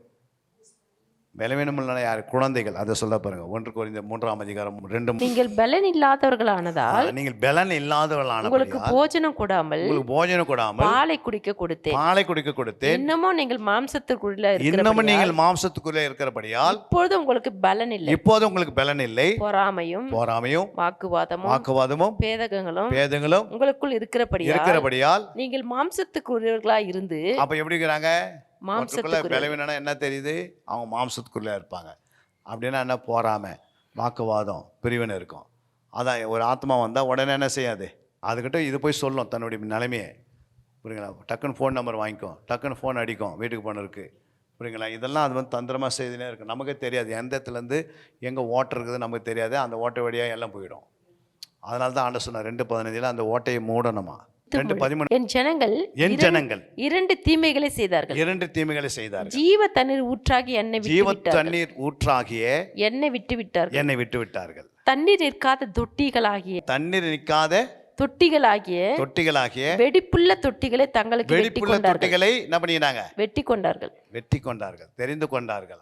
புரியுதுங்களா? அப்போ வெடிப்புள்ள ஒரு தொட்டியில் தண்ணி ஊற்றினா ஆகும், வெளியே போயிடும், எல்லாம் போயிடும். எவ்வளோ அபிஷேகம் இது வரைக்கும் அபிஷேகம் பெற்றவங்க எத்தனையோ ஊழியக்காரங்க வந்து பண்ணியிருப்பாங்க. இறங்க ஆண்டவர் இறங்கி வாங்க நிரப்புங்க நிரப்புங்கன்னு சொல்லி நிரப்பி போனவங்களாம் ஏன் அது வந்து ஆல்ரெடினா இருக்குது தொட்டி, வெடிப்பான தொட்டி தெரிஞ்சுக்கினாங்க. புரியுங்களா? அதெல்லாம் அந்த வெடிப்பான தொட்டினால என்ன ஆயிடுச்சு? எல்லாம் லீக் ஆகி இப்போ வெறும் பாத்திரமாக இருப்பாங்க. புரியுங்களா? நேற்று வரைக்கும் அப்படியே நான் அதை பண்ணுறேன் இதை பண்ணுறேன்னுவாங்க. மறுநாள் போய் கேட்டால் வாபா மீட்டிங்கன்னா என்ன பண்ண மாட்டாங்க? எனக்கு 1000 வேலை இருக்குதுன்னுவாங்க. அப்போ என்ன அர்த்தம்? தொட்டி என்ன ஆயிடுச்சு? லீக் ஆயிடுச்சு. அதனால தான் ஆண்டு சொல் என் ஜனங்கள் 2 தீமைகளை தானவே தெரிந்து கொண்டார்கள். அதுதான் சபையில் நடக்குது. புரியுங்களா? அப்போ தொட்டி என்ன பண்ணியிருக்கணும்? அந்த கீழ்பூச்சி அந்த தொட்டி கரெக்ட் பண்ணிடணும். புது தொட்டியை மாற்றிருந்தால் தான் தண்ணி நிற்கும். வெடிப்புள்ள தொட்டியை அப்போ எப்படி சரிப்படுத்துறது? வெடிப்புள்ள தொட்டினா அதை எப்படி சரிப்படுத்துறது? அந்த வெடிப்புலன்னா எப்படி இருப்பாங்க? அவங்க பலவீனமாக இருப்பாங்க, சோர்ந்து போயிருப்பாங்க. புரியுங்களா? சொன்னால் அடிக்கடி என்ன பண்ணுவாங்க? ஆணுவாங்க, அப்புறம் பண்ணாங்க ஒன்றுமே இல்லைன்றாங்க. புரியுங்களா? அப்போ அந்த தொட்டி அடைக்கிறது தான் அவங்களுக்குள்ள சுபாவத்தை அடிக்கணும், சுபாவங்களை எடுக்கணும். அதுக்காக தான் நமக்கு முக்கிய ஜெபம். புரியுங்களா? அவங்களுக்குள்ள இருக்கிற சுபாவம் அப்படியே இருந்துச்சுன்னா அது வெடிப்புள்ள தொட்டி. புரியுங்களா? மேலே எதுவும் போட்டு என்ன பண்ண முடியும்? எவ்வளோ போட்டாலும் போயிடும். புரியுங்களா? அப்புறம் அது எம்டியாக இருப்பாங்க. அப்புறம் அவங்களே நம்ம ஒன்றுமே பண்ண முடியாது, வரைக்கும் ஆயத்தப்படுத்த முடியாது. அந்த வெடிப்புள்ள தொட்டியை நிரப்புவதற்காக ஃபஸ்ட்டு அந்த கீழ் பூசணும்னா ஃபஸ்ட்டு அவங்களுக்குள்ள இருக்கிற குறைகள் பாடெல்லாம் என்ன பண்ணணும்? விசாரித்து சுத்திகரித்துலாம் கொண்டு வந்து மணிக்கணக்கில் உட்கார வச்சா தான் முடியும். நிறைய சபையில் ஏதாவது நடந்துனே இருக்கணும். நல்ல டீச்சிங், நல்ல ஜபம், இதெல்லாம் சபையில் வந்துனே இருக்கணும். அதை இருக்கிற அந்த நேரத்தை பயன்படுத்திடணும், ஜபம் பண்ணணும். நம்மக்கிட்ட கொடுக்குற நேரத்தை பயன்படுத்தணும். நல்ல சத்தியங்களை விதைத்தா தான் முடியும். கண்டிப்பும் கடிந்து கொண்டது பேசுறதெல்லாம் வந்து கர்த்தருடைய ஆவியானத்தை பேசுவார். புரியுங்களா? எல்லாரும் கொடுத்து எல்லாருடைய நிலைமை யாருக்கு தெரியும்? ஆவியானுக்கு தெரியும். அப்போ கர்த்தர் பேசுவார். பேச மாட்டாரா? அவங்கள அப்படியே விட்டுருவாரா? யூதாசு போயிட்டான் அப்படி விட்டுறாரு ஆண்டவர்? அவன் எங்கே ஒன்று ஆசாரிகிட்ட தான் போனான். ஆசான் என்ன பண்ணியிருக்கணும்? உடனே என்ன பண்ணியிருக்கணும்? இப்போ அவன் சொல்கிறாரு, நான் குற்றமுள்ள ரத்தத்தை என்ன பண்ணிட்டேன்? காட்டி கொடுத்துட்டு யார்கிட்ட போய் சொன்னான்? ஆசாரிகிட்ட சொன்னான். நியாயப்பிரமாணம் ஒன்றும் நிறைவேறலை. சிலுவைக்கு போய் ரத்தம் சிந்தும்போது தான் நியாயப்பிரமாணம் என்ன பண்ணுது? நிறைவேறுது. அப்போ நியாயப்பிரமாண காலகட்டத்தில் தான் இருக்கிறாரு யூதாஸ். யூதாஸ் கரெக்டாக எங்கே போயிட்டாரு? ஆசாரிகிட்ட போய் நான் இதுமாதிரி காட்டி கொடுத்துட்டேன், நான் என்னை மன்னிச்சுன்னு சொல்லிவிட்டு அவர் உடனே என்ன பண்ணுங்க, ஒரு கோழியோ புறாவையோ ஏதாவது என்ன பண்ணேன் கொண்டு வந்து கொடுத்தா என்ன பண்ணியிருக்கலாம்? அவருடைய பாவம் மன்னிக்கப்பட்டிருக்கும். ஏன்னா நியாயப்பிரமாணத்துக்குள்ளே தான் இருந்தார். ஆனால் நியாயப்பிரமாணம் நிறைவேறத்துக்கு முன்னாடியே யூதாசனம் பண்ணிட்டான், பிசாசு இழுத்துன்னு போயிட்டான். சான்ஸ் கொடுத்தாரே இல்லையா? அது மாதிரி நமக்கு ஆண்டு கொடுக்குறாரு. ஆசாரி வச்சிருக்கிறார், நம்மளை ஆசாரிகளை வச்சிருக்கிறார். அவங்களை எப்படியாவது என்ன பண்ணணும்? கடைசி நேரத்தில் உருவாக்கிடணும். அல்லையா? அந்த ஆசாரியன் யார்? இந்த 72 மணி நேரம் பிறகு செய்வார். இவ்வளோ ஜபத்தை பண்ணுறனா நிச்சயமா. அதான் அந்த ஆசாரி யார்? கள்ள ஆசாரியர்கள் யார்? நல்ல ஆசாரியர் இருந்தால் என்ன பண்ணியிருப்பார்? பலி செலுத்தி கரெக்டாக அவனை பக்கமாக எடுத்துகிட்டு இருப்பார். அந்த ஆசாரி யார்? பிரதான ஆசாரியர்கள் யாருமா? கள்ள ஆசாரியர்கள். புரியுங்களா? அதனால தான் என்ன இல்லை, எத்தனையோ இப்போ கூட பாருங்கள், விசுவாசி தப்பு தவறி போய் சில இடத்துல மாட்டிக்கினாங்கன்னா சில ஊழியர்கள் அவங்க பிச்சை எடுத்து அவங்கள ஒன்றில் அதை ஆக்கி விட்ருவாங்க. அப்படியே இருக்குதுல்ல, சில சபைகள்லாம் இருக்குது, இன்றைக்கும் இருக்குது. நாங்களாம் பார்க்குறோம், பெங்களூர்லேயே பார்த்துருக்குறேன் சில காரியம் சில இடத்துல. அவங்களாம் என்ன பண்ண முடியல, விசுவாசத்தை உருவாக்குற அளவுக்கு இல்லையே. அவங்களே விசுவாசிக்கிட்ட மோசமாக இருக்கிறாங்க. அதுதான் ப்ராப்ளம். அல்லையா? ஏன் சொல்ல வரேன்னா, ஒரு மேய்ப்பனுடைய வேலை என்னன்னா, மேய்ப்பர் எது சொன்னாலும் நடக்கும். ஏன்னா கர்த்தர் மேய்ப்பன் மேலே அவ்வளோ பெரிய அபிஷேகத்தை வச்சிருக்கிறார். அல்லையா? அதனால தான் மேய்ப்பரை கொண்டு சகலத்தை செய்ய வல்லவராக இருக்கிறார். பெரிய ஊழியம். அதனால தான் அந்த மேய்ப்பர் மேலே தான் அந்த அபிஷேகம் இருக்கும். இல்லை சாதாரணமெல்லாம் நம்மளை உயர்த்தலை, சாதாரணமாக கொண்டு வந்து வைக்கலை. ஆனால் நம்ம அந்த காலத்தை அறிஞ்சவர்களாக என்ன செய்யணும்? செயல்படணுன்றார். புரியுங்களா? இனி காலம் செல்லாது, கடைசி காலத்தில் இருக்கிறனால இன்றைக்கி அவங்கள உருவாக்குறதுக்கு என்ன வழி செலவு பண்ண சொல்கிறார் ஆண்டவர். என்ன சொல்கிறார்? ஆத்துமாக்களுக்காக செலவு பண்ணி ஏதாவது ஒன்று பண்ணி என்ன பண்ணணும், மெட்டீரியல் உள்ளே போடுறதுக்காக அவங்கள கொண்டு வந்து உட்காரவே செய்யணும். இது யார்கிட்ட இருக்குது? மேய்ப்பனுக்கிட்டே கொடுத்துட்டாரு, அந்த தாளாந்தையும் கொடுத்துட்டாரு. அடுத்தது பாருங்க, ஆதியாகமம் 22:12 வாசித்துருங்க. அப்பொழுது அவர், பிள்ளையாண்டன் மேல் உன் கையை போடாதே, அவனுக்கு ஒன்று செய்யாதே. நீ அவனை உன் புத்திரன் என்றும் உன் ஏக சுதன் என்றும் பாராமல் எனக்காக ஒப்பு கொடுத்தபடியினால் நீ தேவனுக்கு பயப்படுகிறன் என்று இப்பொழுது அறிந்திருக்கிறேன். எப்போ அறிகிறாரு? ஆபிரகாமுக்கு ஆண்டவர் சொல்றாரு, பிள்ளையை கொண்டு போய் அந்த மோரியா மலையில் என்ன பண்ணுறாரு? பலி செலுத்துறாரு. அப்படின்னா வயசு இருக்கும் ஆபிரகாம். ஈசாக்கு பலி செலுத்துக்கும் போது என்ன வயசு இருக்கும்? ஒரு பலிக்காக ஈசாக்கு செலுத்தும் போது என்ன வயசு பலி ஈசாக்கு? அப்போது இது ஒரு ஆபிரகாமுக்கு என்ன வயசு? 75 தான் அழிச்சார். 75 அழிச்சிட்டு 25 வருஷம் அவர் சபையில் உட்காந்துருந்தார். அப்போ இது வரைக்கும் யாருக்கு பயப்பில்லை? ஆண்டவருக்கு பயந்தாரா? இல்லை. பலி செலுத்துகிற நீ தான் யாருக்கு பயந்தாரா? அப்பயும் 10 வருஷம் கேப்பில் கொடுத்தாரு. அப்போ இப்போது நீ யார் என்ன செய்த? இப்பொழுது கர்த்தருக்கு பயந்துருக்குற. அப்போ பாருங்கள், எத்தனை வருஷம் ஆச்சு? கிட்டத்தட்ட ஒரு 35 வருஷத்துக்கு பிறகு தான் கர்த்தருக்கு பயப்படலே வந்தது அந்த காலத்தில் சபையில். ஏன்னா இந்த காலத்தில் ஒரு 10 வருஷம்லாம் போதுமான இருக்கும். நாங்கள் ஏன் அப்போ தேவனுடைய பயம் ஒரு நாளே வந்துடாது, புரியுங்களா? அப்போ அவங்களுக்குள்ள அந்த சத்தியம் வர வரைக்கும் காத்திருக்கிறார் ஆண்டவர், புரியுங்களா? அதனால தான் தாமதம் பண்ணுறாரு ஆண்டவர் வருகையை. ஏன் அப்படி பண்ணால் சபையின் நிலைமை என்னன்னு யாருக்கு தெரியும்? அவருக்கு தெரியும். பிதாவுக்கிட்ட பேசுவார், இன்னும் நீ உங்களுடைய அக்னி எதுவும் அமிச்சிடாதீங்க, எந்த ஒரு கோப அக்னி என்ன பண்ணாதீங்க, சபையை ஊட்டிடாதீங்க. சபை வெகு வேகமாக வளர டைம் வந்துடுச்சு. ஆவியான தன் ஆவியை பூரணமாக ஊற்றுவார். சபை வேகமாக வளர ஆரம்பிக்கும். ஜனங்கள் தேவ பாதத்தை வந்து என்ன பண்ணிவிடுவாங்க? உட்கார வைக்கணும். வசன தீர்க்கதரிசனம் இருக்குது ஏசாயால. எல்லாரையும் நான் கூட்டி சேர்க்கிற நாட்கள் வரும், அப்போ நான் விட மாட்டேன், என் ரத்தம் மீன் போகாது. அப்போ கர்த்தர் அதுக்காக காத்திருக்கிறாரு. ஒரு குறிப்பிட்ட நேரம் வரும்போது நீங்கள் சபையை விட்டு போன விட போக மாட்டாங்க. அந்த மாதிரி ஆகிடும். ஜனங்க போன விட என்ன பண்ண மாட்டாங்க? தள்ளி விட்டா விட நீ போயிட்டு அப்படியே மாறின விட நான் இங்கே தான் இருப்பேன், இருக்க மாட்டாங்களா? அந்த மாதிரி சுச்சுவேஷன் ஆர்டர் கொண்டு வருவார். ஏன்னா மேய்ப்பினுடைய பசுதாக என்னது? 34:11 பிள்ளைகளே, வந்து எனக்காக செவி கொடுங்கள், கர்த்தருக்கு பயப்படுதலை உங்களுக்கு போதிப்பேன். அப்போ கர்த்தருக்கு பயப்படுதுன்னா செய்யணும், போதித்தா தான் முடியும். சும்மா பயப்படு சொன்னா என்ன பண்ணாது? அவங்களுக்கு கற்றுக் கொடுக்கணும். கர்த்தருக்கு பயப்படுதல் என்னன்றது நம்ம கற்றுக் கொடுக்கும் போது கர்த்தர் என்ன செய்வார்? நிச்சயமா அவர்களை வழி நடத்துவார். அல்லேலூயா. இப்போ அதுக்கு பிறகு சபையில் சிலர் அறிவை வெறுத்தார்கள், பயமில்லாமல் போனார்கள். அதை குறித்து எடுக்கணும். சில சபையில் உணர்ந்து தேவன அறிவை கண்டடைவாய் என்று சொல்லியிருக்கிறாரு. அடுத்த சபையிலே மனரம்யமாக இருக்க கற்றுக்கொள்ள வேண்டும். அதுக்கடுத்த சபையில் சபை பிரமாணங்களை கற்றுக்கொள்ள வேண்டும். அதுக்கடுத்தது சபையிலே பாதத்தருக உட்கார்ந்து கற்றுக்கொள்ள வேண்டும் சபையார். அதுக்கடுத்தது சபை அடிச்சூழல்களை தொடர்ந்து வரும்படி கற்றுக்கொள்ள வேண்டும்.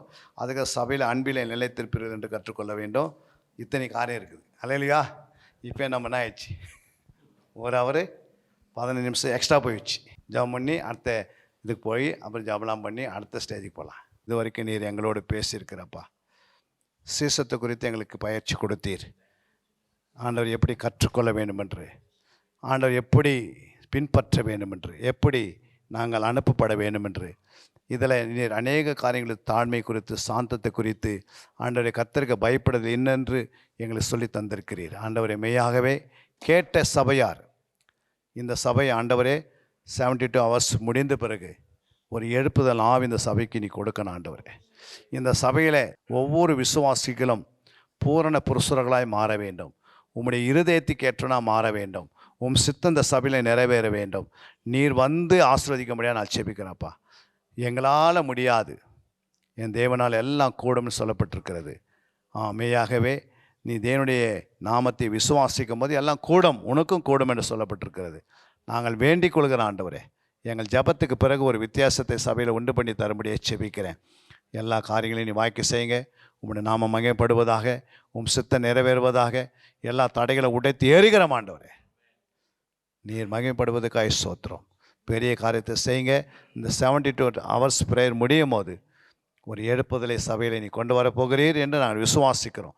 எல்லா விசுவாசிகளுக்குள்ள அந்த தேவ பயம் பெருகி இருக்கணும். தேவ கீழ்ப்படிதல் பெருகி இருக்கணும், சாந்தம் பெருகி இருக்கணும், தாழ்மை பெருகி இருக்கணும். ஆண்டவரே உம்மை அறிகிற அறிவில் வளரணும், அன்பிலே வளரணும், சாந்தத்தில் வளரணும். ஆண்டவரே நீர் மேய்ப்பருடைய சித்தத்தை நிறைவேற்றி தரும்படியாக செபிக்கிறேன். காத்துக்கொள்ளுங்க, பலப்படுத்துங்க, சகாயம் பண்ணுங்க. இயேசு நாமத்தில் நல்ல பிதாவே, ஆமீன். அன்பிற்குரியவர்களே, சத்திய வேத ஆராய்ச்சி வித்தியாசாலை தரிசன ஊழியம் 1. வடமாநிலத்தில் 300 திருச்சபைகளை உருவாக்குதல். 2. மாதம் ஒருமுறை எழுப்புதல் உருவாக்கும் எழுப்புதல் கூட்டம். 3. ஊழியர்கள், சபை தலைவர்கள், சுவிசேஷர்களுக்கென கருத்தரங்கு, அதாவது சத்திய வேத ஆராய்ச்சி நேரம். 4. டிவி ஊழியம். 5. பத்திரிகை ஊழியம். 6. சிடி டிவிடி ஊழியம். 7. பவர் கேம்ப் அக்னி அபிஷேக முகாம். 8. உபதேச ஆராய்ச்சி கருத்தரங்கு ஊழியம். 9. நலிந்த குழந்தைகள் இல்லம். 10. 24 மணி நேர ஜெப மையம். 11. சத்திய தேவ ஆராய்ச்சி கல்லூரி. 12. சிறுவர்கள் உருவாக்கும் ஊழியம். 13. மருத்துவ முகாம். 14. ஜெயில் ஊழியம். 15. கைப்பிரதி ஊழியம். 16. கிராம ஊழியம். 17. மிஷனரியை உருவாக்கும் ஊழியம். 18. நன்றி துதி ஆராதனை கூட்டங்கள். 19. சமூக நலப்பணிகள் ஊழியம். 20. இன்டர்நெட் மூலமாக ஆன்லைன் படிப்புகள். இது விரைவில் வரவிருக்கின்றது. 21. தேவனுடைய வருகைக்கு ஆயத்தப்படுத்துதல். இதனுடைய நோக்கங்கள்: 1 கோடி சீடர்கள் உருவாகுதல், 1 கோடி ஜாமக்காரர்கள் உருவாகுதல், 1 கோடி யுத்த வீரர்கள் உருவாகுதல், 1 கோடி ஊழியர்கள் உருவாகுதல். தரிசனத்தை அவன் கண்டபோது அவர்களுக்கு சுவிசேஷத்தை அறிவிக்கும்படி கர்த்தர் எங்களை அழைத்தார். புறப்பட்டு போக பிரயத்தனம் பண்ணி. அப்போஸ்தலர் நடபடிகள் 16:10.